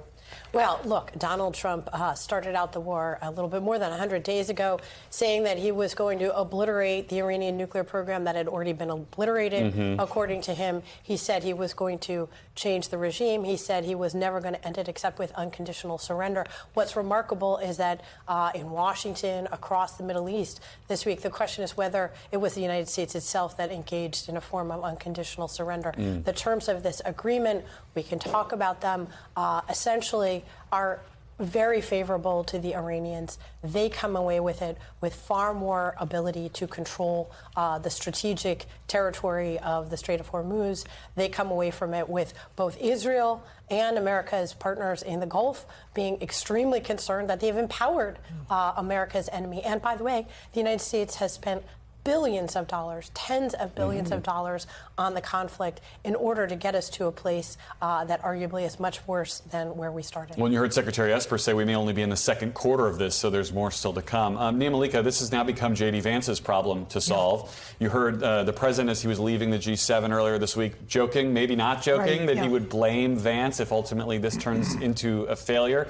How much of a political risk is this for J.D. Vance? And we're 33 minutes of the program. This will be the first mention of Marco Rubio, the Secretary of State, who's been nowhere near this deal. Yes, strategically, I think in some ways Marco Rubio has not been anywhere near this deal. The president sounded like he was joking. This is something that he said in April as well. It's also something that the conservative chattering class has picked up, too. If you watch Fox News, a few folks on that network have talked about Vance giving bad advice to the president. I think the problem for Vance with this is that MAGA did not like the war, right? You have this fracturing, and then you have GOP hawks who also don't like the settlement, the surrender, as some people are calling it. We'll see where it lands. But here you have Vance, who is trying to be the heir apparent to Donald Trump, now taking on the mantle of, I think, what might be Donald Trump's biggest strategic blunder as president. I think it also underscores traits that J.D. Vance has as a politician that aren't great, right? He is seen as a shapeshifter. He has, in fact, been one, changing his position to amass more power often. The other thing I think about J.D. Vance that folks pick up on is that there's a kind of mansplaining quality to him when he talks about any number of things. I mean, he's sort of mansplaining to the Pope even about a faith, and here he is sort of mansplaining to Republicans and to the American public about why this deal has been a good thing so far. Again, we'll see where that goes, but this has just not been a good, I think, position for him. His people will say, well, listen, if there is in fact a peace deal, and he is the broker of the peace deal, that'll be good. But it's hard to see that. And I think it really exposes he isn't a very experienced politician either. And so I think all of those things are going to be exposed over the next many months. High risk, high reward. This brought out criticism from both sides of the aisle, Jay, including from your former boss, President Obama, who does not weigh in on every day-to-day political story, but he did here. I want to play a little bit of what he told Craig Melvin about this deal. Let's listen. Now fought a war, spent billions and billions of dollars, put an enormous strain on our military. A lot of people have died, and it feels like we're back where we were before we started the war, except maybe a little bit worse off. Do you agree with that assessment? He's right. Susan's right. Any objective analysis of this 14-point deal has to lead one to conclude that we're worse off than we were the day before this war started. We're worse off than we were when the JCPOA was in place. The deal outlines that Iran reaffirms use of the word reaffirms its pledge not to procure or develop a nuclear weapon. They had pledged that before. The deal includes $300 billion in reconstruction funds for Iran, presumably from the Gulf states. That's right. The U.S. agrees to take the sanctions off all Iranian funds. 13 service members died. Let's not forget that there were over 100 school children who were killed on the first day of this war, apparently by a U.S. missile. And perhaps most significantly, Iran has discovered this new muscle, the use turning the Strait on and off with the flip of a switch, which, in my judgment, has greater potency than any prospect that they might develop a nuclear weapon in the future. And it's obvious to me that at some level, President Trump realized that this war he got us into, he needed to get us out of on any terms possible. He will certainly claim victory here, but you look at this thing objectively and you realize that this has cost us a lot more than it's benefited us. Yeah, and I think the president's read on the political expediency of getting out now is certainly a big part of this. Sarah, there's been obviously significant, what amounts to significant Republican criticism of this deal too, including this from some Senate Republicans. Let's listen. Iran's left stronger. Everything I've heard about it causes me concern. And I think, unfortunately, the president is receiving some really bad advice on this deal. I wouldn't want to give Iran any money. That's not going to go down in history as the most strident political criticism ever, but from Senate Republicans to this president, it's pretty strong. How far do you think Senate Republicans are willing to go to push back on this deal? Well, I think a lot of it depends on what happens in the coming weeks as we get into this negotiation. You know, if it turns out that Iran really does get rid of its enriched uranium, or it gets rid of missiles, and Israel is not as much at threat as they have been to date, you know, perhaps the administration has some room to run with that this is going in a good place. However, we have been dealing with a regime that has lied to us for nearly 50 years. If the uranium remains in the country and has the prospect of becoming a nuclear weapon, if there are missiles, which there's no mention in this agreement about missiles. No, in fact, the president said on Wednesday he's fine with them having ballistic missiles still. Well, that puts our neighbors and allies at risk. And I think to Jay's point, and I think if the Strait of Hormuz becomes an economic weapon, which it had not been previously, and they have the right to charge passage or turn it on and off, that is strategically very problematic. And Republicans will continue to criticize if that is the case, and they should. This all comes as we're learning more about the decision-making process that got into this war in the first place. There's this great new book from the New York Times, Maggie Haberman and Jonathan Swan, that talks about the process to get here. And I want to read, Susan, I'll read you an excerpt here. They're right. Several administration officials believed early on that Trump's presidency would be over if they allowed themselves to be drawn into a conflict with Tehran. Were that to happen, at least one of those officials vowed to others that they would resign. Susan, so how do we think this war has changed the Trump presidency? I don't know that we've seen that resignation. Yeah, please don't hold your breath because I would be concerned about you. Well, thank you for your concern. You know, the bottom line is, you know, you play these clips of these Republican senators. They're concerned. They're worried about it. They're watching it. You know, we're familiar enough with this dynamic 10 years in. You know, the Republicans are not going to, in a meaningful way, provide a check on Donald Trump. That's the lesson of this, whether they're serving inside his administration or on Capitol Hill. And I think it is really remarkable to hear this sort of, you know, oh, if only the czar had, you know, better advice. The bottom line is it's Donald Trump's sort of erratic and chaotic decision-making here that is increasingly at issue. And I think it's one of the reasons that, you know, you've seen Trump's numbers just absolutely crater, including from many Republicans, Republican-leaning independents. Right now, you know, it's that political pressure he faces because people are looking at a now 80-year-old president and wondering how is it possible that this man who claims that he has unchecked powers is going here. Just one final point on the negotiations. Again, it's unlikely that Republican senators are going to en masse, sort of draw a line here and say, absolutely, you cannot pass with this deal. It's extremely unlikely, and we should not be credulous to think that there's going to be some miraculous settlement of the Iranian nuclear program. Right. It took 2 years of intensive negotiations, remember, for Obama to get that JCPOA. Right, and we're looking at like a 2-page outline here. I mean, this is not a lengthy deal in the end of the day.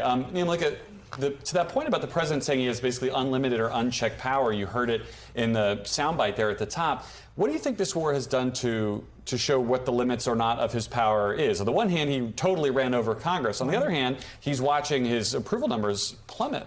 Yeah, and listen, I mean, looking for a check is essentially what Democrats will run on, right? Checking this president. I think his comments there, if you're a Democrat, you should run that in a campaign ad, because it speaks to what this president is lacking, right? There is no check, to Susan's point, from Republicans. The courts have done some of that, and you've seen that happen over the last couple of weeks in many different scenarios. But he has greatly expanded his use of power, the way he uses it in ways big and small, from compelling Coke to put cane sugar in their product. Obviously, what he's done at the Kennedy Center, some checks there as well. You saw Joyce Beatty make a move against him. But yes, I mean, I think we have seen a president has used his power in an expansive way and in a huge and massive way that we haven't seen in our lifetime. He's also willing to flaunt it in ways we're not used to seeing, like the Qatari Air Force One plane that was unveiled this week. I think we have some pictures of the president checking it out. I mean, Jay,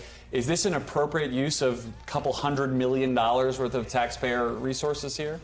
Well, in fact, the two 747s that the president uses as Air Force One are 35 years old. Right. I don't think there's any debate that those needed to be replaced. And there are new ones on the way. This very Trump-like 747 is supposed to be a bridge between now and when the new U.S. government-paid aircraft come off the line. But this is a gift not to the U.S. government. This is a gift to President Donald J. Trump. There's no doubt about that. And in my judgment, it violates the spirit, if not the letter, of the Emoluments Clause in the U.S. Constitution, which says no U.S. government official should accept a gift from a foreign government. You mentioned something earlier to Cory Booker about a turning point in Republican attitudes to all of this. I really do think with their objections to the weaponization fund, with the endorsement of Ken Paxton over John Cornyn, who was very well liked in the Senate, Republicans, and we're seeing this now, are beginning to speak out, object to a lot of some of what President Trump's doing. That's perfect setup, Sarah. I want to get you to react to that. I mean, do you see this as any of this as a potential turning point? Any of this as a bridge too far? Well, I think the closer you get to elections, when things look tough, the more likely you are to see members of Congress start to look around and be more critical of their incumbent president. We see that on both sides of the aisle. We experienced this in 2006 when we were in an also unpopular war and Republicans were up in a tough situation, started to become much more critical of President Bush at the time. So it's normal, and so you would expect it. And this deal that has a lot to be determined, gives them something, certainly to talk about. Well then, stay tuned. We have got more to talk about. Our panel is all sticking around, but when we come back, all the living former presidents gathered in Chicago for the opening of the Obama Presidential Center. We look back at Barack Obama before he reached the White House. Our Beat the Press Minute is next. Welcome back. This week, the Obama Presidential Center opened to the public in Chicago, a lasting tribute to the nation's 44th president.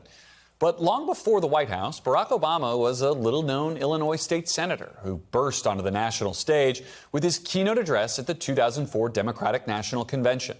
Just months later, after winning his election to the U.S. Senate, Obama joined Meet the Press to talk about a theme that would come to define his political career: bridging divides and finding common ground.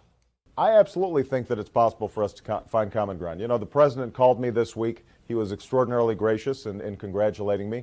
We both agreed that our wives are sharper than we are.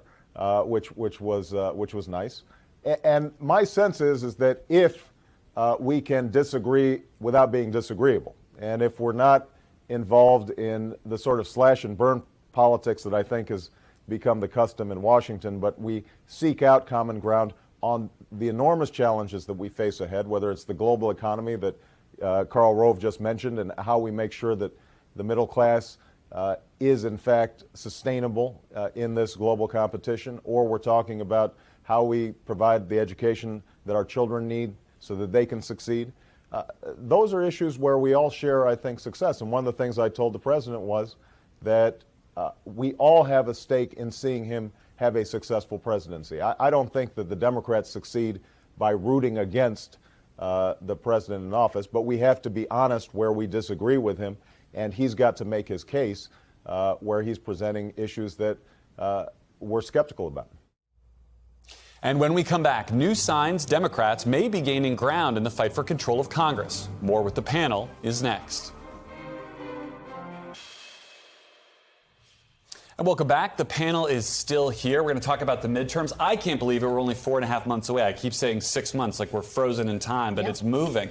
And this week, the Cook Political Report moved 6 Republican-held seats in Democrats' favor. Nia, do Democrats just have the inside track here? What's your assessment? Yeah, I think they do. And I think they've had the inside track for a while, even given the redistricting, which does give the edge to Republicans. At this point, they're about 6 points ahead on the generic ballot. That's about where they were in 2018. 2018, it was a gain of 40 seats. They're not going to get 40 this go around. They obviously only need 3. So I think the House, they'll do well. The Senate is the open question, right? And you sort of see why, given Cory Booker's response, right? When he talks about whether or not he's gonna campaign for Plattner in Maine. Like a no. It sounds like a no. And so this, I think, is going to be a real weakness, because I think Democrats' chances to the Senate certainly run through Maine. And Susan Collins, as Democrats have seen time and time again, is a real tough out. So that's what I maybe 35 to 40% chance of taking the Senate, but I think for the House, a much better chance. So, Sarah, if Republicans are going to keep the House, how do they do it? Well, I think structurally it's just really, really difficult. I mean, you would need this Iran situation to get resolved quickly, and gas prices to plummet, and a bunch of other economic factors to change quickly. The average midterm loss for an incumbent president is about 26 seats. And Democrats have their highest enthusiasm gap since 2006. There's other parallels to that period of time. I remember them painfully well as sitting in the White House as political director. An unpopular war, a structurally sound economy, but maybe GDP weakening, unemployment strong, but consumer confidence weakening. I mean, you see these parallels, housing market problems, and it's just structurally hard to see how it's a great night for Republicans. We have just a little bit of time left, but Jay, I'd love to get you to reflect on the Obama Presidential Center. Speaking of 2006, what it was like to sort of relive those moments. I was with Barack Obama from November 2006 when he asked me to join his campaign, even before it started, to January 2017, the end of his administration. I actually was a holdover that day, 7 hours, 32 minutes, because I was the designated survivor. From where I sat in the Department of Defense and DHS, we degraded AQ's ability to launch another large-scale attack on the homeland, began the destruction of ISIS, took out bin Laden, the leader of AQ, took out Awlaki, the leader of AQAP, repealed the dreaded Don't Ask, Don't Tell law with Nancy Pelosi as leader in the House, and created DACA in 2012, Deferred Action for Childhood Arrivals, which to me is quintessential American values. DACA recipients today are in law school, some of the nation's leading law firms, and elected a president of color, something I thought in 2008 I'd never see in my lifetime.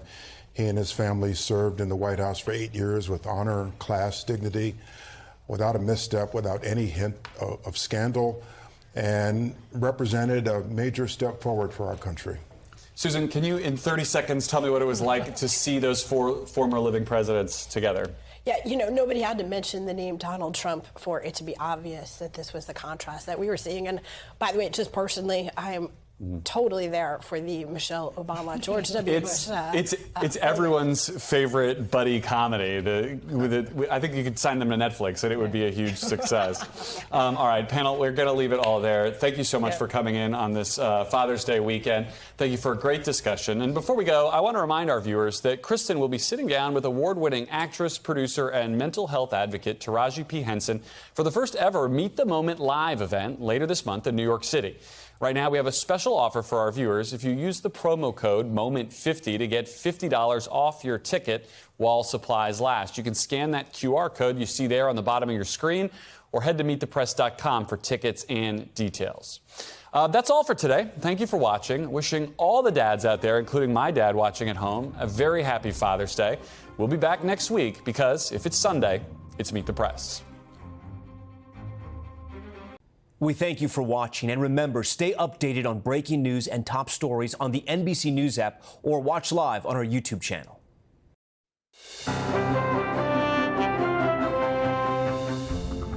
Welcome back to Face the Nation. We go now to Colorado Democratic Congressman Jason Crow. Happy Father's Day to you. Thanks, Margaret.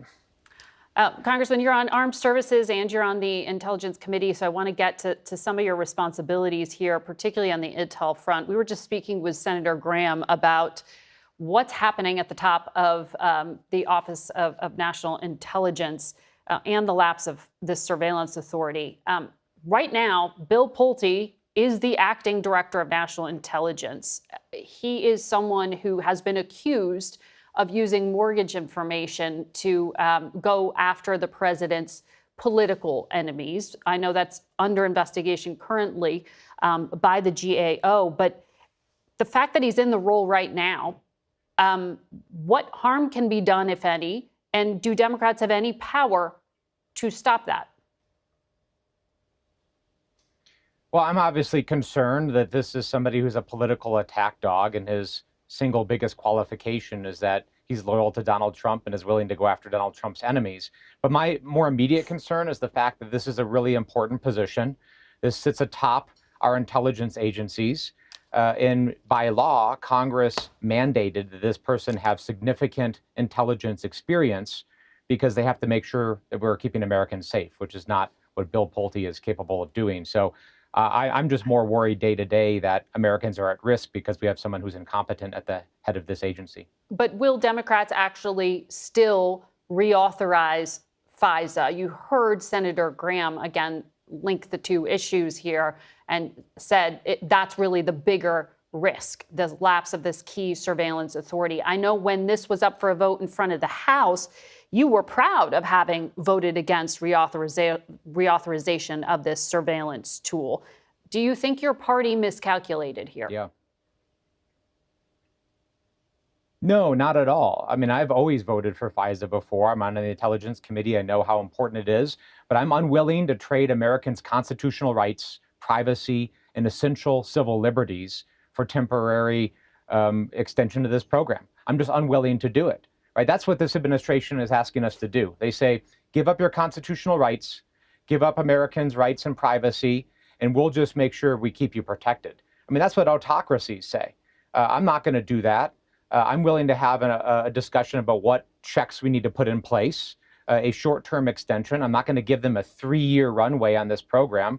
What about this administration would give us confidence that they're going to follow the law? Short-term extensions, then we can talk. But the chair of the Intelligence Committee, in terms of the Democratic leadership there, Jim Himes, said he hadn't seen violations. You're saying that the Trump administration is doing that? I mean, you're disagreeing with your own Democratic leadership. No, I'm not disagreeing with Jim. Jim and I talk frequently, and we're aligned on this. There are public reports, many public reports, of potentially thousands of violations. And to be more specific, these public reports allege that the Trump administration is using a filtering tool. Again, this is all public, a filtering tool to bypass the checks and the warrant requirements that would normally be in place to prevent the violation of privacy rights and civil rights of Americans. Now, we've gone to the Trump administration and said, tell us this is wrong, show us why this is wrong, and if we have confidence then we can kind of move forward to figure out what we need to do. They have not responded to us at all. So why would we sit here with no response, all of these allegations, numerous public reports of violations, and just vote blindly to extend this program?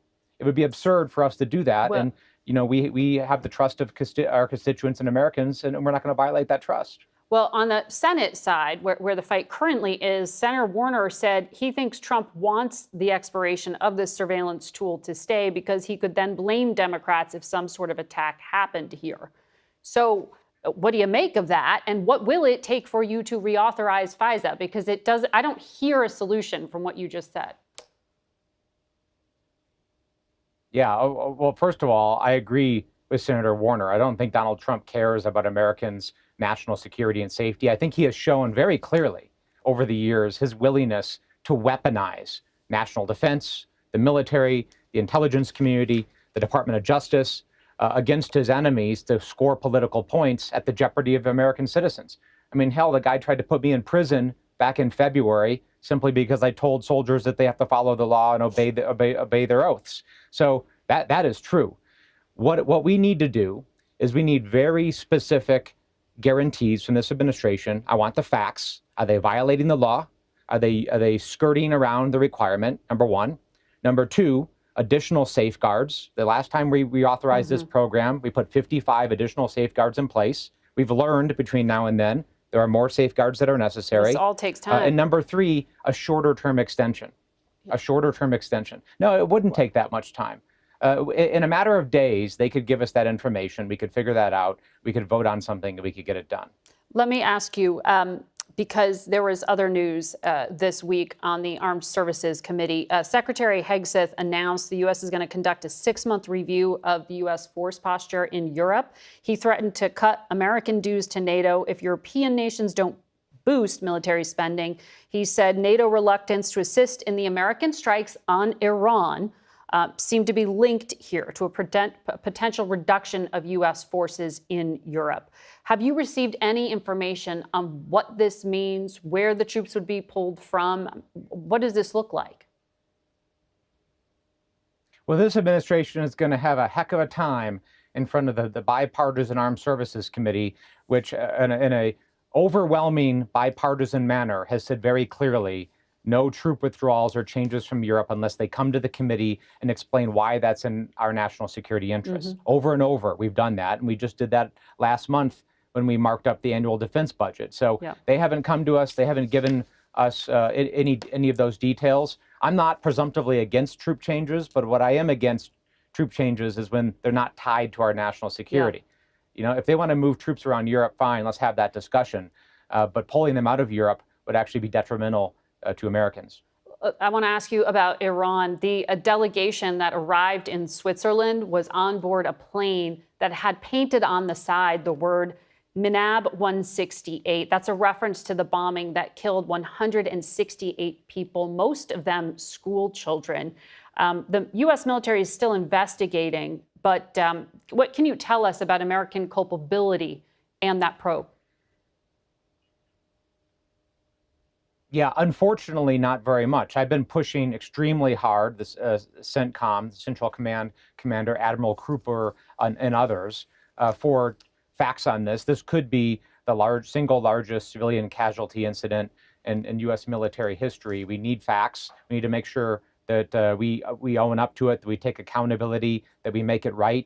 And as the founder of the Protection of Civilians in Conflict Caucus, I actually have done work for years around protection of civilians in conflict because my own time at war taught me the devastating effects, not just morally, but to our national security when we kill innocents. We need answers to this. And they're clearly slow rolling us, right? This administration has no problem posting videos of strikes, posting videos of operations when they want us to see it. And then when they don't want us to see it, they slow roll it. It's clearly what's happening here. So we're going to push hard to get answers. All right. We'll be tracking it. Jason Crow, Congressman from Colorado, thank you very much. We'll be right back. There's been a big focus on Washington landmarks in recent months, but this weekend marks the opening of the Obama Presidential Center in Chicago. Last Thursday, all the living former presidents and first ladies gathered for the dedication ceremony at the center on Chicago's South Side to honor and celebrate the legacy of the nation's first black president. Please help me welcome President Barack. In his remarks, former President Barack Obama spoke of America's resilience and urged them to reject division and recommit to each other. For us to give in now, after all this country's been through, to cynicism and division would be a betrayal of our founding ideas. The former president was visibly moved by his speech from former First Lady Michelle Obama. 8 years in the crucible, and not once did you melt from the heat. You were doing the people's work, rescuing our economy, expanding health care, ending a war, ordering the bin Laden raid, saving an auto industry, winning a peace prize. The Obama Presidential Center is somewhat of a departure from tradition. It was designed to be a place for the community to gather and includes a 19-acre park, a branch of the Chicago Public Library, and an NBA-sized basketball court. And we're joined now by our Executive Director of Elections and Surveys, Anthony Salvanto. Good to have you here, Anthony. So what has been the reaction to this agreement? Good morning, Margaret. People want the war to end, but this doesn't necessarily read as a satisfying end. Let me unpack that. Given the choice, yes, overwhelmingly Americans say try to end the war. They see the potential for gas prices going down now, and you'll remember that's been the chief domestic side complaint about the ramifications of all this. When they look overseas, though, they see an Iran that they're not convinced has permanently stopped its nuclear program. That's number one. And Iran that Americans think will still probably threaten its neighbors in the region. There are even other items that Americans have said ought to be U.S. aims, whether or not the administration has said that they are, like making sure the Iranian people are safe and free, like changing Iran's leadership to be more pro-U.S., that are on the list of things Americans say are not done. So on balance, Americans, very few, think that the U.S. is getting the better of this agreement. One might think that would be the benchmark. It's at best even. They don't see the war as having been worth the cost if it ends now. They're unconvinced by President Trump's claim of victory here. So why does the public think he made the deal? So they see a bit of expediency here in the sense that, yes, they think the administration is making the deal mainly because it wants to end the war, not that it thinks the U.S. has necessarily met all of its goals. Cutting its losses, essentially. And at the same time, they suspect the administration didn't quite judge the reaction of the world economy. That has the ramifications back for gas prices at home, of course. And so that going forward says, OK, the people who say they've been most affected by gas prices are the ones who most want the war to end. And you see some of that reflected in the president's approval ratings, which have been ticking down through the course of the war, but they've stabilized now, just up another point. However, I should add, within the Republican base, the president's base, which has and does back him on this, there's a sizable 40% that say they think the administration should press on until Iran gives up more. So they see some unfinished business here. They're more likely to say it's not acceptable to leave the current Iranian regime in power and in the war. They're more apt to think that Iran, yes, will threaten its neighbors. That's what I mean by that unfinished business. And overall, the public still thinks that this conflict has created more problems than it solved. Anthony Salvanto, big reaction to the big news. We'll be back in a moment. What impact will America's negotiations with Iran have on gas prices? We're joined by energy analyst Kevin Book of Clearview Energy Partners and Amos Hochstein, a former Biden White House senior energy advisor and Middle East negotiator. Good morning to you both. This is probably one of the most central conversations because the president made it very clear that the price of fuel was at the heart of some of his decisions. He said he doesn't want economic catastrophe. We're, running out of these fuel inventories. So, Kevin, when do we get back to pre-war gas prices? It might be a while, Margaret. So we've seen some downward travel rapidly in the gasoline price. We probably have another 5 to 10 cents per gallon coming if the oil price holds. but we have some uncertainty about what's coming next. And so to get all the way back to where we were before the war, we would need inventories to replenish. We've drawn them down a lot, and it's going to take a while. The International Energy Agency doesn't expect to see a surplus before the end of this year, maybe next year. So refilling those inventories and coming back to that price might be a while. So it's not the quick fix that perhaps the president is hoping for here. Almost, I mean, there are a lot of moving parts here. It's confusing because the IRGC yesterday was saying they control the strait. CENTCOM says that's not true. We see reports that there are tankers moving through the Strait of Hormuz now. Does Iran control the strait? And is there a way the U.S. can do what Senator Graham proposed, which was just bomb our way to control of it? Well, first, yes, Iran controls the strait. And I've said this for weeks. No matter what the agreement says, whatever the MOU says, and by the way, the MOU hints at Iran having control of the strait in the future together with Oman. 0.5 there. Inside the MOU, which is remarkable that we have essentially given that point away ahead of the negotiation. But Iran is already saying control is not just about a toll, a price, for now. It's about, I want 48 hours notice before you're going to cross. Or they'll say that ship from the company that I don't like can't cross today. Mm-hmm. You can cross tomorrow or never. Or if I don't like Saudi Arabia or I'm upset with Kuwait, I can say your ships are not crossing. Control means a lot of different things. But effectively, they are planning for control with eventually a toll of some kind or a fee structure of some kind. That's the world we're going towards. But a toll is a violation of international law.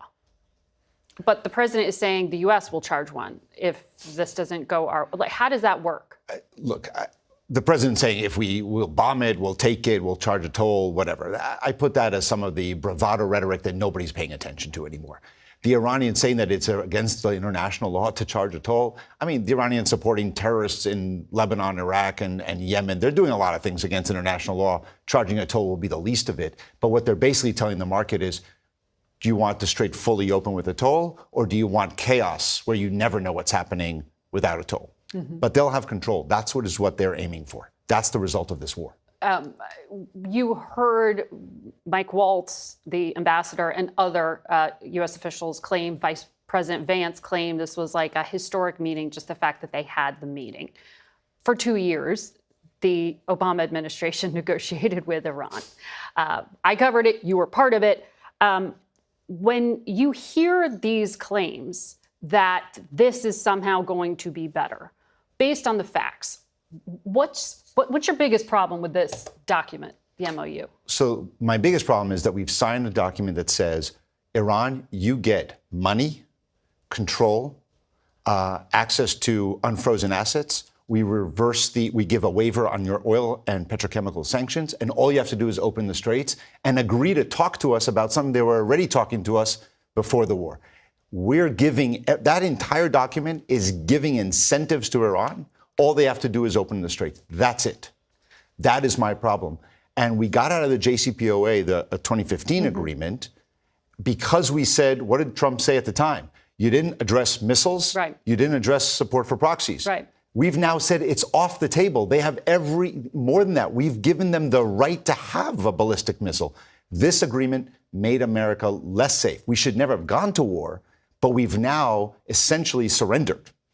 Well, Kevin, you in your analysis went point by point, comparing the memorandum to the interim agreement, the JPOA, as John Kerry used to call it, instead of the JCPOA. And you, as an analyst, not as anyone with political ties here, say that the Trump deal is more lenient than the Obama deal in several respects.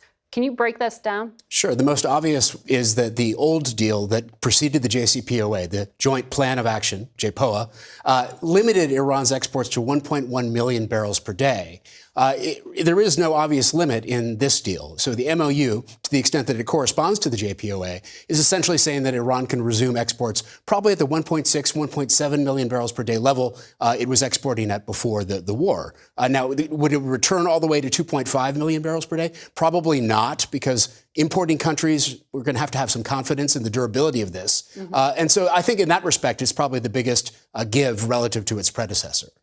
Well, on this point, Vice President Vance was asked about Iran being able to sell its own oil again, and I want to read it to you, Amos. He said, by lifting the sanctions, letting them sell their own oil, we're going to be able to see a little bit where their financial system actually sends money and receives money, and that's a real benefit to the American people. What do you make of that agreement? I have no idea I don't have no idea what it means.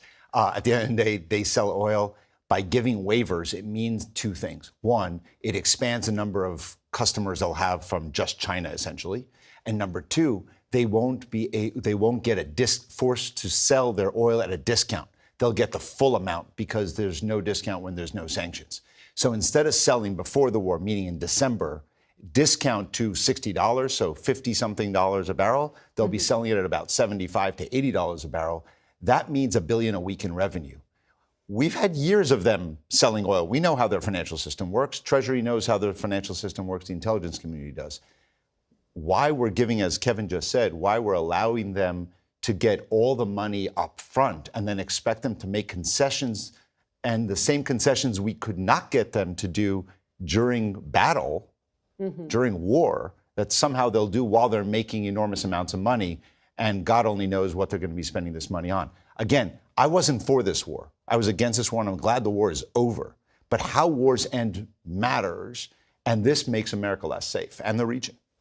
So, Kevin, you hear from the administration, though, oh, but we're energy independent. Why doesn't that argument work? Well, we both import and export oil, Margaret. We're connected to the global market, and so it matters what the price is for petroleum everywhere in the world. And when it's short, it affects us. It affects us not just because of the oil that we produce a lot of, and frankly, U.S. exports have been a very big part of keeping the price down for everybody in the world. No, it's also that because the products that are made from oil have been short. The gasoline and diesel fuel that we use on American roads depend on import flows as well. And so for optimizing the efficiency of our system, we have both imports and exports. We would not want to live on an energy island. It would be a very expensive place. Amos, I want to get to your expertise having handled Lebanon. Point 1 in this deal says that there will be an immediate and permanent termination of military operations, including in Lebanon. Lebanon, Hezbollah, and Israel are not part of these negotiations. This seems to be a concession to Iran. Well, it is, but it's a very big one because it's more than what it just says. What we have tried in successive administrations has been to say Iran is not in control of Lebanon. Any decisions on Lebanon, you know I negotiated there for a long time, will be decided between Israel, the United States, and Lebanon, not Iran. This essentially gives authority to Iran over what happens in Lebanon. And that is a huge concession to Iran and a big blow to the government of Lebanon. And what's happening is it's extending Hezbollah's support among the political support in Lebanon when it was reeling. The vast majority of Lebanese wanted Hezbollah out. They wanted this war over. And the two things that have made Hezbollah popular is, one, Israel sort of overplaying its hand and occupying large parts and saying they'll never withdraw from what's called now the Yellow Line, and the United States saying that Iran is now in control of the fate of Lebanon. And those talks here in D.C. is scheduled still to take place this week. Gentlemen, thank you. We'll be right back. Quick update from Congressman Crow that he says he meant modern military history, not U.S. military history. That's it for all of us. But before we go, happy Father's Day to my dad, my husband, my father-in-law, and all of you out there. For Face the Nation, I'm Margaret Brennan. Thanks, Margaret. Congressman, you're on Armed Services and you're on the Intelligence Committee, so I want to get to some of your responsibilities here, particularly on the intel front. We were just speaking with Senator Graham about what's happening at the top of the Office of National Intelligence and the lapse of this surveillance authority.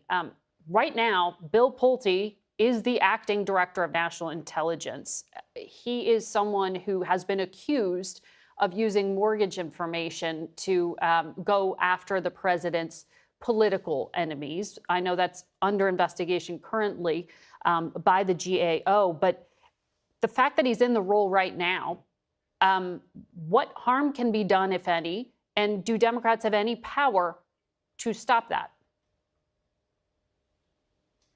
Well, I'm obviously concerned that this is somebody who's a political attack dog, and his single biggest qualification is that he's loyal to Donald Trump and is willing to go after Donald Trump's enemies. But my more immediate concern is the fact that this is a really important position. This sits atop our intelligence agencies. And by law, Congress mandated that this person have significant intelligence experience because they have to make sure that we're keeping Americans safe, which is not what Bill Pulte is capable of doing. So I'm just more worried day to day that Americans are at risk because we have someone who's incompetent at the head of this agency. But will Democrats actually still reauthorize FISA? You heard Senator Graham, again, link the two issues here and said that's really the bigger risk, the lapse of this key surveillance authority. I know when this was up for a vote in front of the House, you were proud of having voted against reauthorization of this surveillance tool. Do you think your party miscalculated here? Yeah. No, not at all. I mean, I've always voted for FISA before. I'm on the Intelligence Committee. I know how important it is, but I'm unwilling to trade Americans' constitutional rights, privacy, and essential civil liberties for temporary extension of this program. I'm just unwilling to do it. Right? That's what this administration is asking us to do. They say, give up your constitutional rights, give up Americans' rights and privacy, and we'll just make sure we keep you protected. I mean, that's what autocracies say. I'm not going to do that. I'm willing to have a discussion about what checks we need to put in place, a short-term extension. I'm not going to give them a 3-year runway on this program. What about this administration would give us confidence that they're going to follow the law? Short-term extensions, then we can talk. But the chair of the Intelligence Committee, in terms of the Democratic leadership there, Jim Himes, said he hadn't seen violations. You're saying that the Trump administration is doing that? I mean, you're disagreeing with your own Democratic leadership.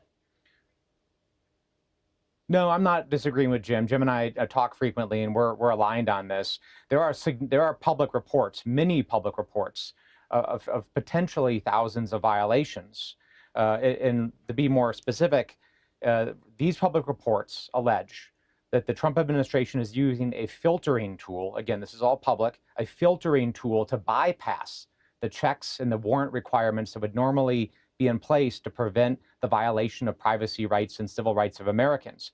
Now, we've gone to the Trump administration and said, tell us this is wrong, show us why this is wrong, and if we have confidence, then we can kind of move forward to figure out what we need to do. They have not responded to us at all. So why would we sit here with no response, all of these allegations, numerous public reports of violations, and just vote blindly to extend this program?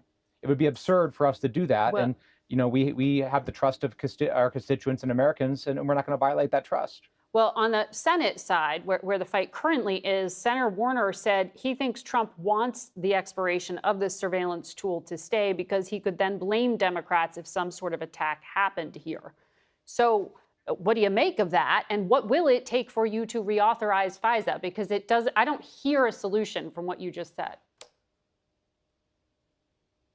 Yeah, well, first of all, I agree with Senator Warner. I don't think Donald Trump cares about Americans' national security and safety. I think he has shown very clearly over the years his willingness to weaponize national defense, the military, the intelligence community, the Department of Justice against his enemies to score political points at the jeopardy of American citizens. I mean, hell, the guy tried to put me in prison back in February simply because I told soldiers that they have to follow the law and obey their oaths. So that is true. What we need to do is we need very specific guarantees from this administration. I want the facts. Are they violating the law? Are they skirting around the requirement? Number one. Number two, additional safeguards. The last time we reauthorized this program, we put 55 additional safeguards in place. We've learned between now and then there are more safeguards that are necessary. This all takes time. And number three, a shorter term extension. A shorter term extension. No, it wouldn't take that much time. In a matter of days, they could give us that information. We could figure that out. We could vote on something and we could get it done. Let me ask you, because there was other news this week on the Armed Services Committee. Secretary Hegseth announced the U.S. is going to conduct a 6-month review of the U.S. force posture in Europe. He threatened to cut American dues to NATO if European nations don't boost military spending. He said NATO reluctance to assist in the American strikes on Iran seem to be linked here to a potential reduction of U.S. forces in Europe. Have you received any information on what this means, where the troops would be pulled from? What does this look like? Well, this administration is going to have a heck of a time in front of the Bipartisan Armed Services Committee, which in a overwhelming bipartisan manner has said very clearly no troop withdrawals or changes from Europe unless they come to the committee and explain why that's in our national security interests. Over and over, we've done that. And we just did that last month when we marked up the annual defense budget. So they haven't come to us. They haven't given us any of those details. I'm not presumptively against troop changes, but what I am against troop changes is when they're not tied to our national security. You know, if they want to move troops around Europe, fine, let's have that discussion. But pulling them out of Europe would actually be detrimental to Americans. I want to ask you about Iran. A delegation that arrived in Switzerland was on board a plane that had painted on the side the word Minab 168. That's a reference to the bombing that killed 168 people, most of them school children. The U.S. military is still investigating, but what can you tell us about American culpability and that probe? Yeah, unfortunately, not very much. I've been pushing extremely hard, this CENTCOM, Central Command Commander Admiral Kruper, and others, for facts on this. This could be the single largest civilian casualty incident in U.S. military history. We need facts. We need to make sure that we own up to it, that we take accountability, that we make it right. And you know, as the founder of the Protection of Civilians in Conflict Caucus, I actually have done work for years around protection of civilians in conflict because my own time at war taught me the devastating effects, not just morally, but to our national security when we kill innocents. We need answers to this. And they're clearly slow rolling us, right? This administration has no problem posting videos of strikes, posting videos of operations when they want us to see it. And then when they don't want us to see it, they slow roll it. It's clearly what's happening here. So we're going to push hard to get answers. All right. We'll be tracking it. Jason Crow, Congressman from Colorado, thank you very much. We'll be right back. When you're concerned about your heart? My first reaction to news of the death of Ayatollah Khamenei was relief. Relief for the 92 million Iranians who are freed from the grip of an 86-year-old tyrant, a man who over nearly 4 decades ran his country into poverty at home and isolation abroad. Khamenei was the hardest of the hardliners who defined Iran's unyielding opposition, not only to America and the West and Israel, but also to freedom for his own people. He shaped the modern Islamic Republic into the strange hybrid regime that it is, run by clerics, military officers, and bureaucrats, all repressive, dysfunctional, and corrupt to the core. No one should mourn his passing. But when we step back and ask, where does this go next? Things look murky. President Trump has chosen to go to war with a country that did not pose an imminent threat to the United States. His claims to the contrary are belied by his own words. After the United States bombed Iran last June, the president loudly and repeatedly declared that he had obliterated Iran's nuclear program. Yet 8 months later, he asks us to believe that this obliterated program posed such an urgent threat to the United States that Trump had to act without seeking authorization from the United States Congress. In his brief speech announcing the attack, President Trump revealed the true purpose of the military action: regime change. He explicitly called on the Iranian people to overthrow their government. In doing so, he has defined the purpose of this war and the measure by which it will be judged a success or failure. Historically, regime change from the air has rarely taken place. I cannot think of a single case in which a government fell without military forces on the ground actually doing the toppling. And more broadly, the record of American-sponsored regime change in the Middle East is not a happy one, from Afghanistan to Iraq to Libya. There's always the possibility that this time will be different, that Iranians are more educated and desperate for freedom, but it is likely to be a long and complex struggle. Fears of a broader regional war are likely unfounded because Iran has already acted in self-defeating ways that are uniting the region against it.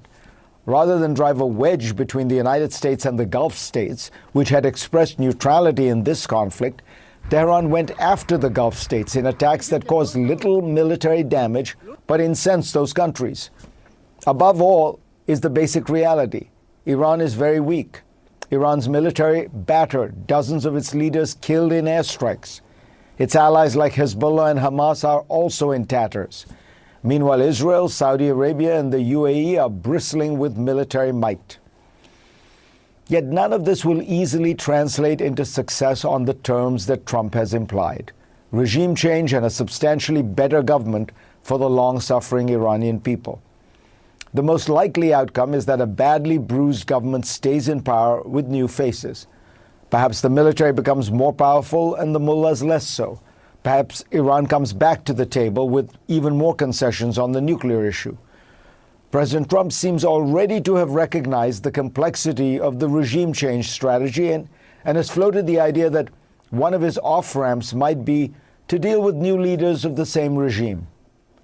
But once you call for the overthrow of a government, that becomes the definition of success or failure. There is also the legacy of the way that Trump went to war. The United States has a messy and far from perfect record of using force abroad, but in modern times it has usually done so by first defining the broad principles at stake, working with international law and organizations, building a broad coalition of allies, and consulting with Congress and the American people. None of this was done in Operation Epic Fury, an apt name. This was a decision-making process that was fast and furious, as much about a dramatic show of strength as anything else. As other countries look around and think about what kind of world they are living in, what rules they can rely on, what institutions they look to for stability, they're confronted by the reality that the world's leading nation, the creator of the international rules-based system, has said loudly and clearly, might makes right. It's a new rule, and one that will gladden the hearts of Xi Jinping and Vladimir Putin. Regime change by jazz improvisation. That is how the respected scholar of Iran, Karim Sajdapour, described the Trump administration's strategy in the war it has initiated with Iran. Sadly, it's the most accurate description of the scattered, shifting, and uncertain approach that emanates from Washington these days. The president launched this war exhorting the Iranian people to overthrow their government. It will be yours to take. Perhaps he had assumed that the regime would collapse instantly. But when it didn't, in a day or two, he changed course. He began musing about dealing with potential leaders within the regime and praising the U.S. intervention in Venezuela as the model to be followed. Perfect, quote unquote, precisely because far from regime change, it only involved the arrest of 2 people. Pete Hegseth specifically denied that this was a regime change war, as did his senior aide Abrish Kobi. Both said the goal was merely to degrade Iran's military forces, many of which had been quote-unquote obliterated last June in a 12-day bombing attack that included the use of stealth bombers. But then in a new twist, Trump reached out to Kurdish leaders in Iran and Iraq, promising them support if they would join the fight, presumably not to degrade Iran's military power, but to topple the government in Tehran, maybe even change Iran's borders. This weekend, however, the president backpedaled on this plan. Trump has also now proclaimed that there won't be a deal without unconditional surrender from Iran. So the goal isn't regime change, except when it is. The most dangerous element of this war, however, is not that the lead actor is improvising like a saxophone player. It is that the 2 countries waging the war have separate and perhaps incompatible agendas. For Israel's Prime Minister, Benjamin Netanyahu, the war is clearly about destroying the Islamic Republic. In a video he released, he acknowledged that this war was the culmination of a 40-year-old dream. Israel's military strategy has been focused, brilliantly implemented, and aligned with their goal. The Israeli strikes are decapitating Iran's leadership, destroying its military forces, striking its leadership compounds, even hitting police facilities. It is, as the Wall Street Journal reported, methodically destroying Iran's police state, leaving the regime ripe for a collapse. And on the current trajectory, Israel might well succeed in its objective. And that will likely result in a power vacuum in the country, which could invite revolt, but will almost certainly result in a civil war. Keep in mind, whoever may seek power, this regime will fight back. The appropriate analogy here is Syria, a country that was mired in a civil war for more than a decade, with hundreds of thousands dead and millions of refugees. Iran is a country that could easily explode, as Tom Friedman has written. It's filled with ethnic groups, Kurds, Armenians, Azeris, with ties to neighboring countries. They've lived peaceably together, but as history demonstrates from the Balkans to Iraq, when order collapses and a power vacuum develops, people retreat to their tribal groups and lose trust in others. And that's how a civil war begins. What would fuel this war is the fact that Iran's government has a vast cadre of dedicated soldiers, armed to the teeth, who will fight against any new government or group. Its Revolutionary Guard is estimated to be almost 200,000 people strong, with an additional paramilitary force, the Basij, of several hundreds of thousands. And then there's the regular armed forces, which is around 400,000. Just as Saddam Hussein's army melted away after the American invasion, and then much of it reappeared as an insurgency, so too one could imagine the IRGC fighting in different garbs to deny any new government the ability to control the country. In Libya, more than 14 years after Gaddafi fell, there is still no one group that controls the entire country. It's much easier to destroy a state than to rebuild one. For Israel, this is an acceptable outcome. It rids the country of its greatest foe, and if that produces chaos in Iran, so be it. The Syrian civil war actually improved Israel's security because it did not face a major Arab state dedicated to fighting it anymore. But an Iranian civil war is not in America's interests, and it's not in the interests of America's closest Arab allies, who depend on the region being stable and predictable so that oil, goods, money, and people can flow freely and easily through it. Washington needs to find a way to ensure that it secures the gains it has made in this war, a disarmed and defanged Iran, but without pushing the country into civil war. There are still ways to bolster the achievements and close out this war. As usual, Qatar could play a useful role as an intermediary. But time is running out. At some point, this war will reach a tipping point, and no one will be able to control the spillover. For around 15 years, many American leaders, including all three presidents in that period, have believed that the country was too deeply entangled in trying to reorder the societies of the Middle East. They felt the more pressing challenges were rebuilding America's industrial base at home and confronting the rise of China. Yet, here America is, once again, fighting a war to reorder a society in the greater Middle East. And like Iraq, Afghanistan, and Libya, this seems unlikely to turn out quite as its proponents hoped. Why does this keep happening? To understand the present, let's look at the past, at the only country in modern history whose global reach matched that of the United States. Britain, at the turn of the 20th century, was the world's sole superpower. The British Empire's share of global GDP reached roughly 25% in the late 19th century, about the same as the US today. And London was the world's financial capital. Britain had thwarted Napoleon's bid to rule the European continent and Russia's effort to expand more into southeastern Europe during the Crimean War. It presided over a vast empire that spanned the globe and set the agenda for international life, much as Washington does today. Over the course of those decades, roughly from the 1880s through the 1920s, Britain found itself responding to instability, nasty regimes, and power vacuums all over Asia and Africa. It sent troops and asserted control in places like Sudan and Somalia, Iraq and Jordan. These missions all seemed compelling at the time, but had the effect of keeping London distracted by an endless series of local crises in peripheral parts of the world, often at great cost. The Iraqi rebellion of 1920 required more than 100,000 British and Indian troops and tens of millions of pounds to put down, at a time when the estimated total budget for education in Britain was roughly the same as the cost of that Iraqi excursion. While British leaders passionately debated their strategy in Mesopotamia, they fundamentally neglected the real economic and technological challenge that they faced. As Britain battled with tribes in the Middle East and Africa, across the Atlantic, the United States was quietly building the most advanced industrial economy the world had ever seen.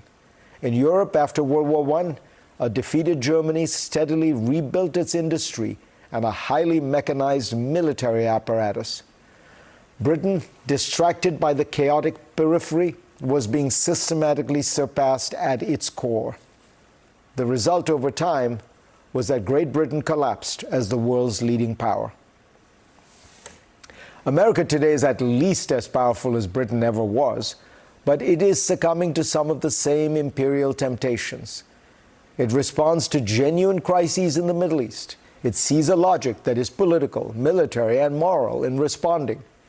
But ultimately, grand strategy is about prioritizing finite resources. The U.S. does not possess infinite political capital, bandwidth, military capacity, or economic resilience. Every airstrike on Tehran, every anti-drone interceptor shot over the Persian Gulf, and every hour administration officials spend debating the nuances of Iranian political succession is energy diverted from the true tectonic challenges defining the 21st century. The primary indispensable role of the United States is to anchor the global system against the revisionist ambitions of Beijing and Moscow. China is not getting bogged down in Middle Eastern quagmires. It is relentlessly investing in artificial intelligence, quantum computing, solar and wind power, batteries and robots, the technologies that will determine the balance of global power.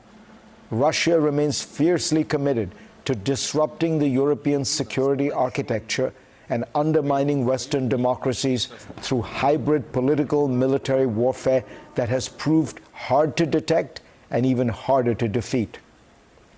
But while Moscow and Beijing challenge the basic architecture of America's world order, Washington is preparing once again to spend blood and treasure policing the Middle East and trying to pick the leaders of one of its countries.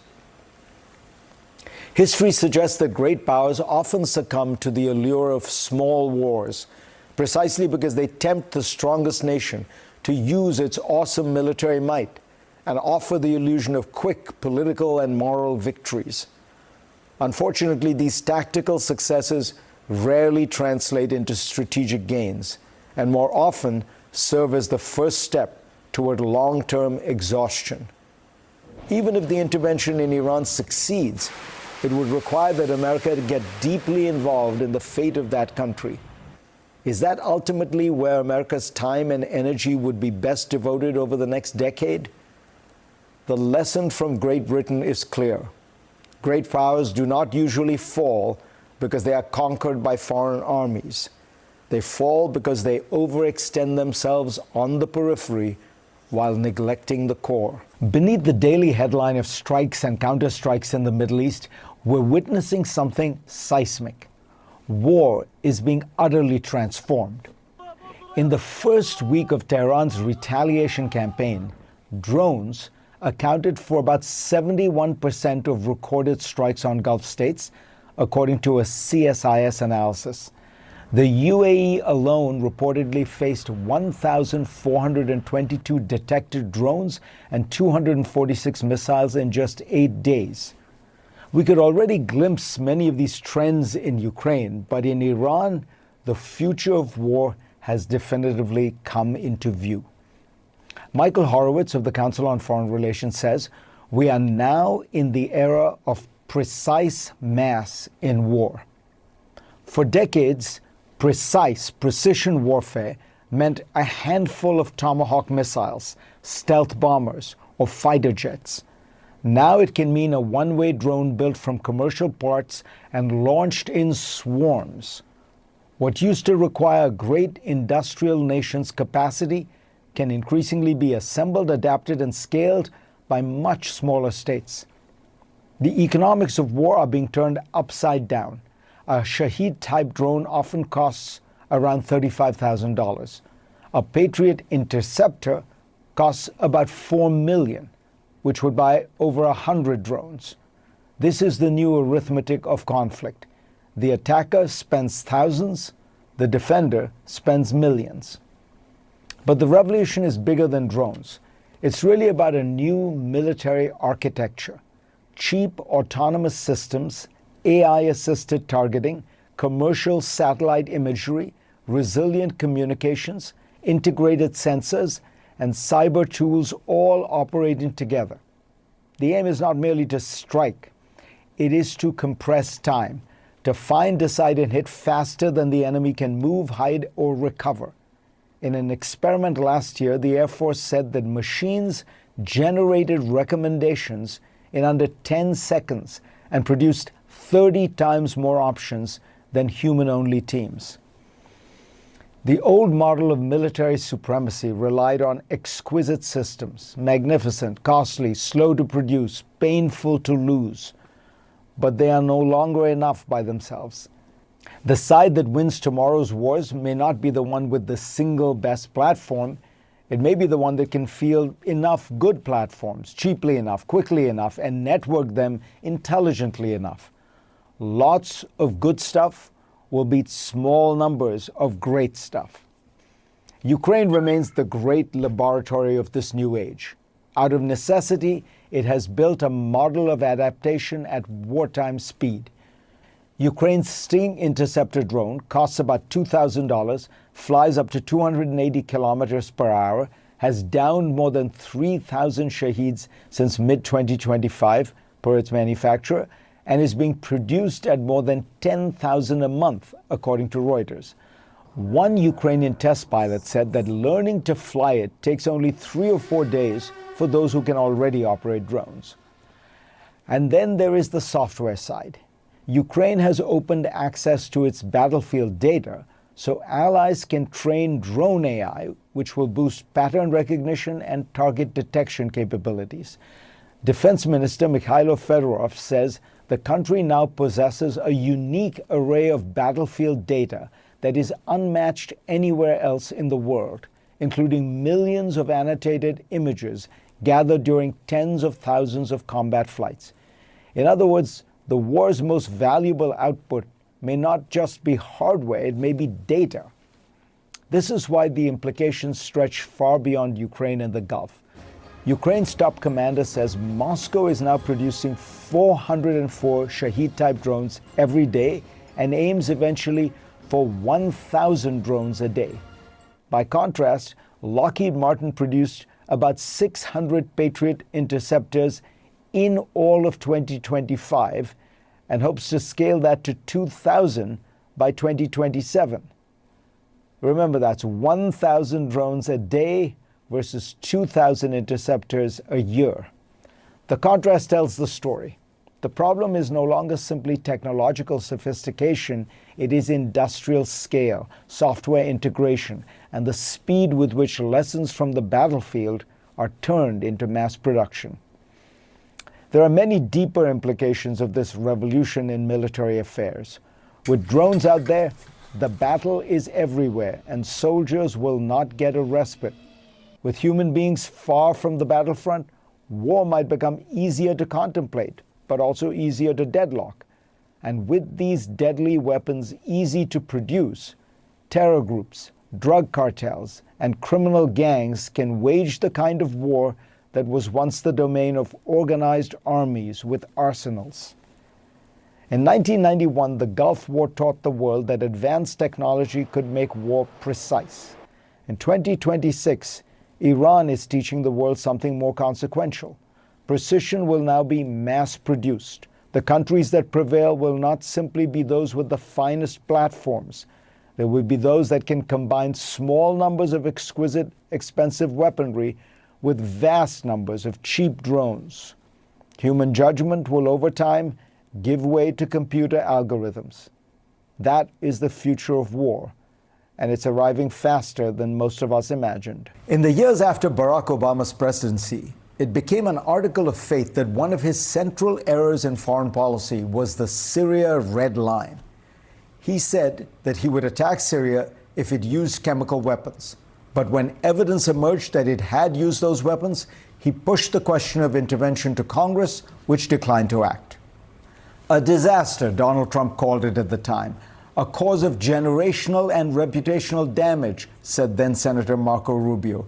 Part of an incoherent maze of foreign policy, Pete Hegseth argued a few years later. In ignoring a red line that he had drawn, Lindsey Graham explained, Obama had risked squandering American credibility around the world. Obama's red line flip-flop looks like the model of careful policy making compared to what we have witnessed since the Iran war began. Last week, President Trump posted on social media that if Iran doesn't fully open without threat the Strait of Hormuz within 48 hours from this exact point in time, the United States of America will hit and obliterate their various power plants, starting with the biggest one first. The rest of the story is well known. Iran refused to be cowed by this threat and continued its attacks and its closure of the strait. Trump's response? To quickly climb down and announce that he had postponed any action on energy infrastructure for 5 days, claiming that suddenly, overnight, Iran and the U.S. had been engaged in productive conversations toward a complete and total resolution of our hostilities in the Middle East, quote unquote. The Iranians denied any such talks were taking place. Now Trump says he's extending the pause by another week and a half. It is by now clear that Donald Trump is being graded on a curve. When he says he will raise tariffs to 130%, or that he will blow up Iran's biggest gas field, or that, quote, the war is very complete, pretty much, unquote, none of these statements mean much. They could be actual American policies or not, or they could stand as policy for a day or a week, after which they will change. After saying that the war was pretty much complete, that same day, Trump asserted, we haven't won enough and we will not relent until the enemy is totally and decisively defeated. He said that he agreed to negotiate with Iran's leaders, but then couldn't because they keep getting killed, though it is, of course, his own military and Israel's which is doing the killing. All clear? Trump supporters claim this incoherence is strategic genius, that he's keeping people off guard, except that the policy seems to change for a variety of reasons. Maybe the stock market falls, or maybe the target country lavishes praise on Trump and gives him a gold bar. Trump's superpower is that he is flexible enough to turn on a dime and has a base that will accept anything he proposes. Once unalterably opposed to Middle East wars, many of his MAGA supporters now believe in this Middle East war with the zeal of converts. And while Trump has made clear that he would like to end the hostilities, the problem this time, unlike with tariffs, is that he cannot unilaterally stop what he started. Iran gets a vote, and it is currently voting to keep fighting, calculating that though weakened, it has enough military power to do damage to the world economy, thereby inflicting pain on the U.S. For the world, there is no longer any such thing as American credibility. Just a strange reality television show in which the main actor swerves, bobs, and weaves his way through crises, hoping that what he says today will solve the crisis caused by what he said yesterday. The day before he threatened to obliterate Iran's power plants, Trump claimed that the U.S. was considering winding down its military operations against Iran and implied that protecting the Strait of Hormuz was not his problem and could be dealt with by other nations whose imports passed through the strait. At another point, he said he didn't need any other country's help. businessmen used to rail against previous administrations because of policy uncertainty, quote unquote. Now they line up to praise Trump as his carnival of chaos roils markets almost every week. Donald Trump has gotten used to playing with the United States' massive power, punishing those who don't bend the knee and rewarding those who do.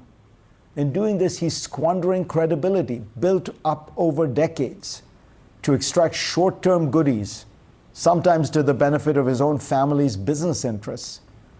But in Iran, he seems to have come up against an adversary that won't play by his rules. Well into the second month of the US-Israeli war, it is worth taking stock of where things stand.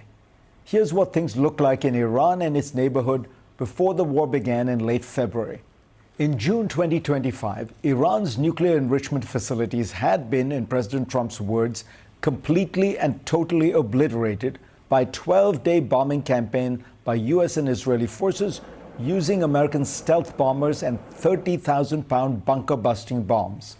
The head of Israel's defense forces agreed with Trump, saying, "We have set Iran's nuclear project back by years, and the same goes for its missile program."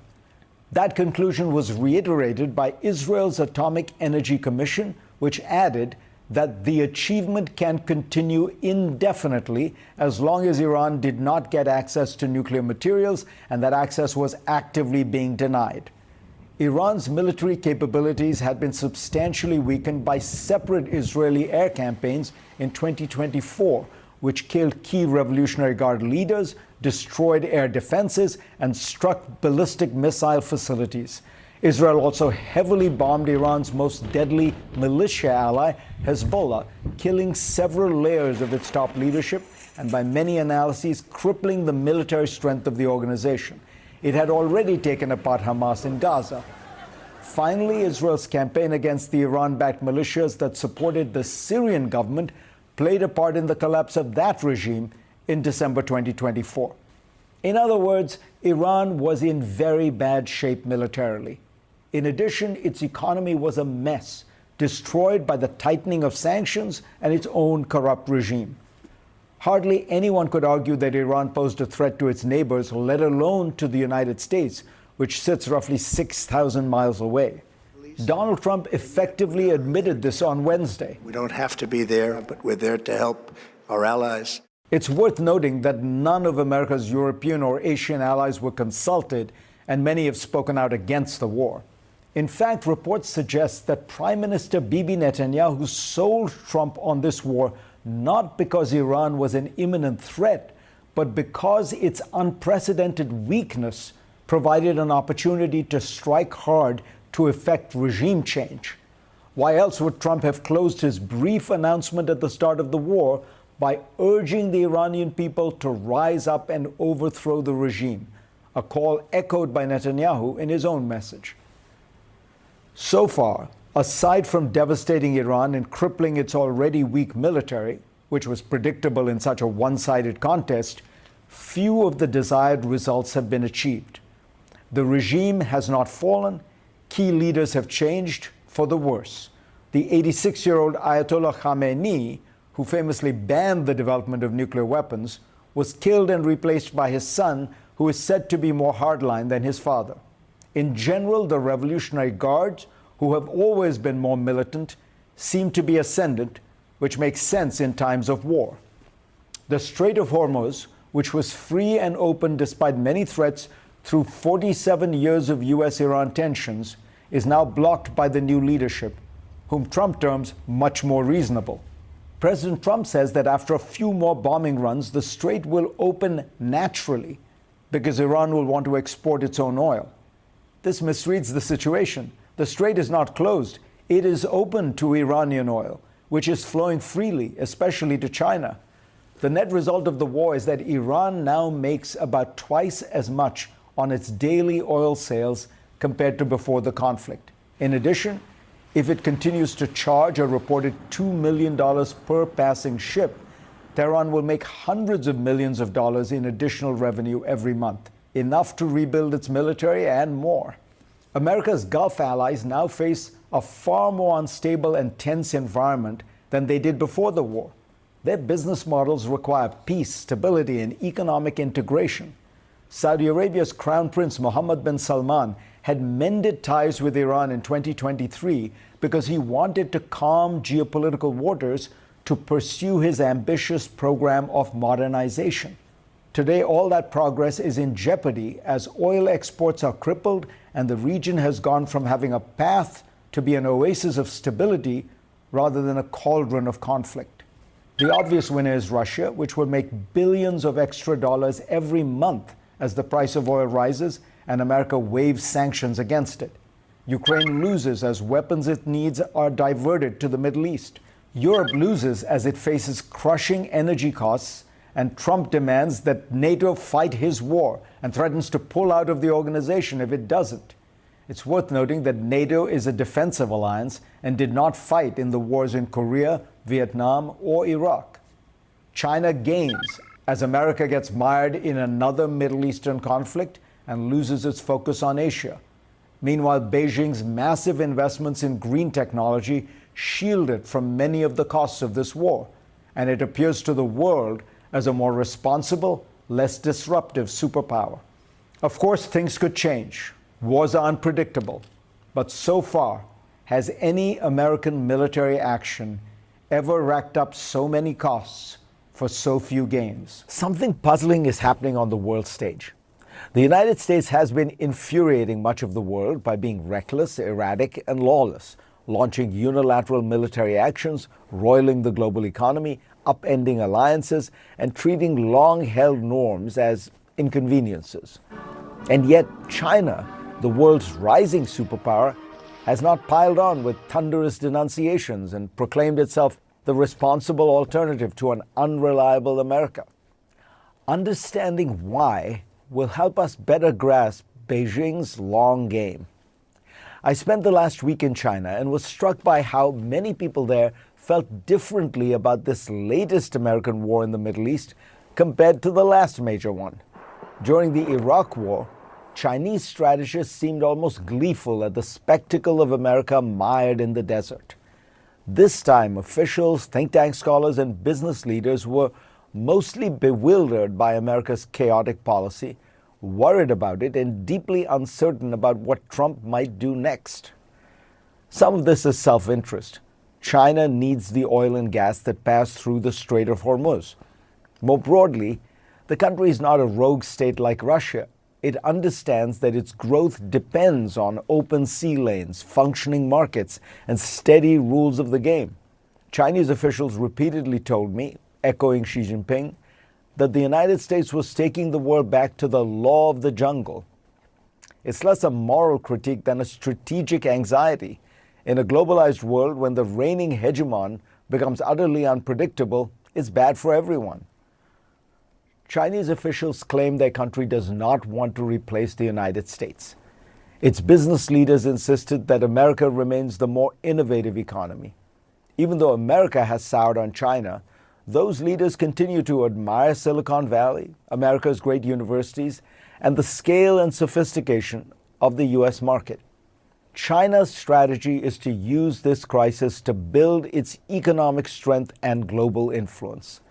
China is doubling down on the frontier technologies that it believes will define the next era of growth: green energy, robotics, artificial intelligence applied to real industries, advanced manufacturing, and services. Its dominance in some of these sectors is already staggering. It produces 80% of the world's solar panels, about 60% of the wind turbines, and 75% of the batteries. It supplies 70% of all electric vehicles on the planet. China has used the last 3 economic shocks to further its dominance. During the pandemic, Chinese firms surged to supply much of the world with medical equipment. As the artificial intelligence boom swelled, China became central to its physical build-out. The metals, electrical equipment, batteries, cooling systems, and industrial components needed for data centers. Now the Iran war has produced a global scramble for new energy. Here again, China is the indispensable power. It dominates the green technologies: solar, wind, batteries, electric vehicles, that countries will need to reduce dependence on imported oil and gas. Beijing turns these industrial strengths into influence.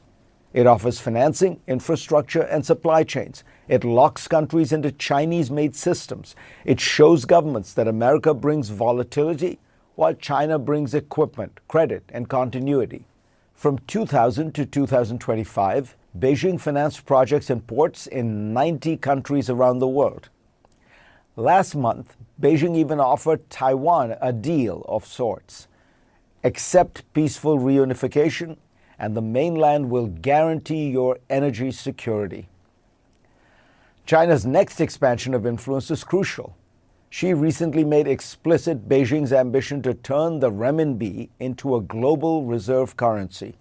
One former official explained how China would steadily expand its bond market and financial infrastructure so that if investors came to see America as risky, they would have an alternative. Recent weeks have brought an obscure but ominous sign. Institutions like the World Bank and the European Investment Bank have been able to issue debt at rates essentially as low as those offered by U.S. Treasuries. This threatens to end what has been called America's exorbitant privilege of having the world's reserve currency. If that erodes, America will get a very painful shock when its government and its households can no longer borrow so much so cheaply. China is using this moment to burnish its reputation, but mostly to build its power. If the correlation of forces moves steadily in its favor, if America continues to squander its global influence, one day Beijing might decide that after all, it does want to take on the mantle of the world's leading power.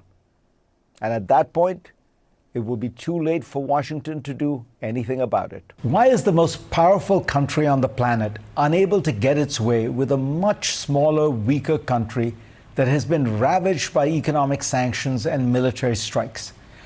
At one level, the simplest way to understand America's problem in the Iran war is to use game theory. Donald Trump decided to play a game of chicken with Iran. Think of two drivers racing straight at each other. In these situations, if the stakes for one side are existential and for the other much lower, the side with those bigger stakes usually prevails. For the Iranian regime, if they lose, there's a good chance they end up toppled and slaughtered. For Trump, it would be a bad weekend at Mar-a-Lago. It's easy to see why the Iranians would be more willing to lock their steering wheel in that game of chicken. But there's a broader reason why America has found it so difficult to handle Iran, one that is not just about Trump and this latest ill-conceived war. Ever since the Islamic regime took power in Iran, America has been of two minds about it. On the one hand, the U.S. has had certain issues it wanted resolved, from the return of the hostages to nuclear limits. On the other hand, it wants to topple the regime, not just negotiate with it.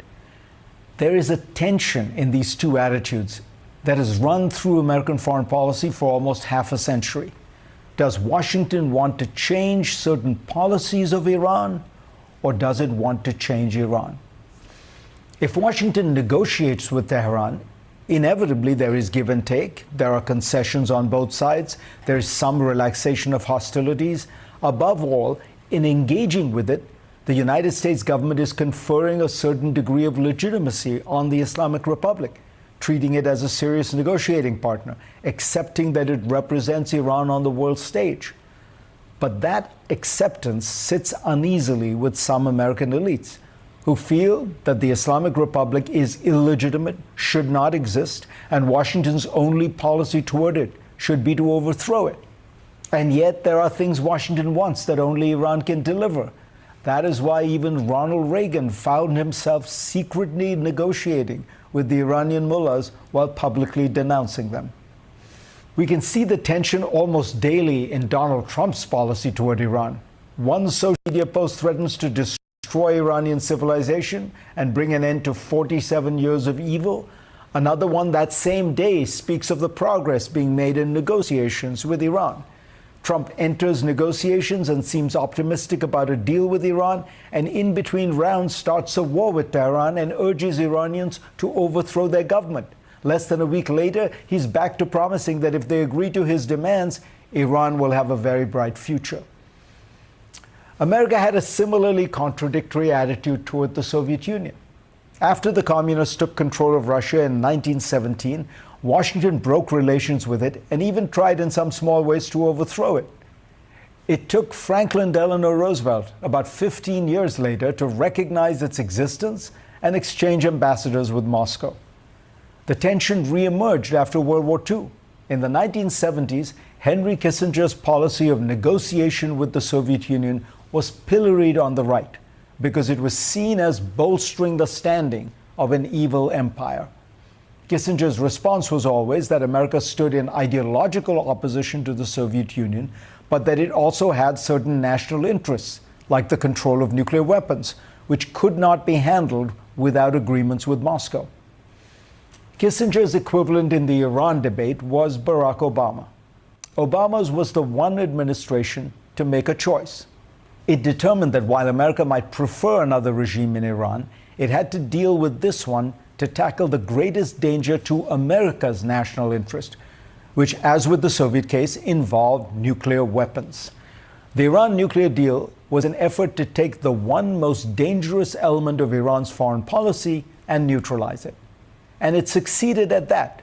But for many on the right, the price was that it, in some sense, legitimized the regime.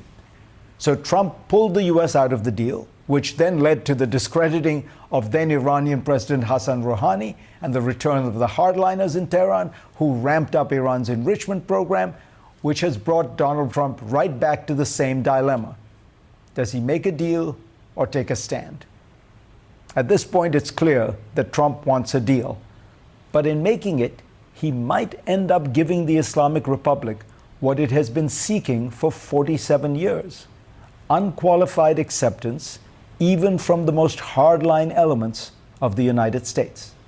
For Tehran, that is a prize worth many concessions.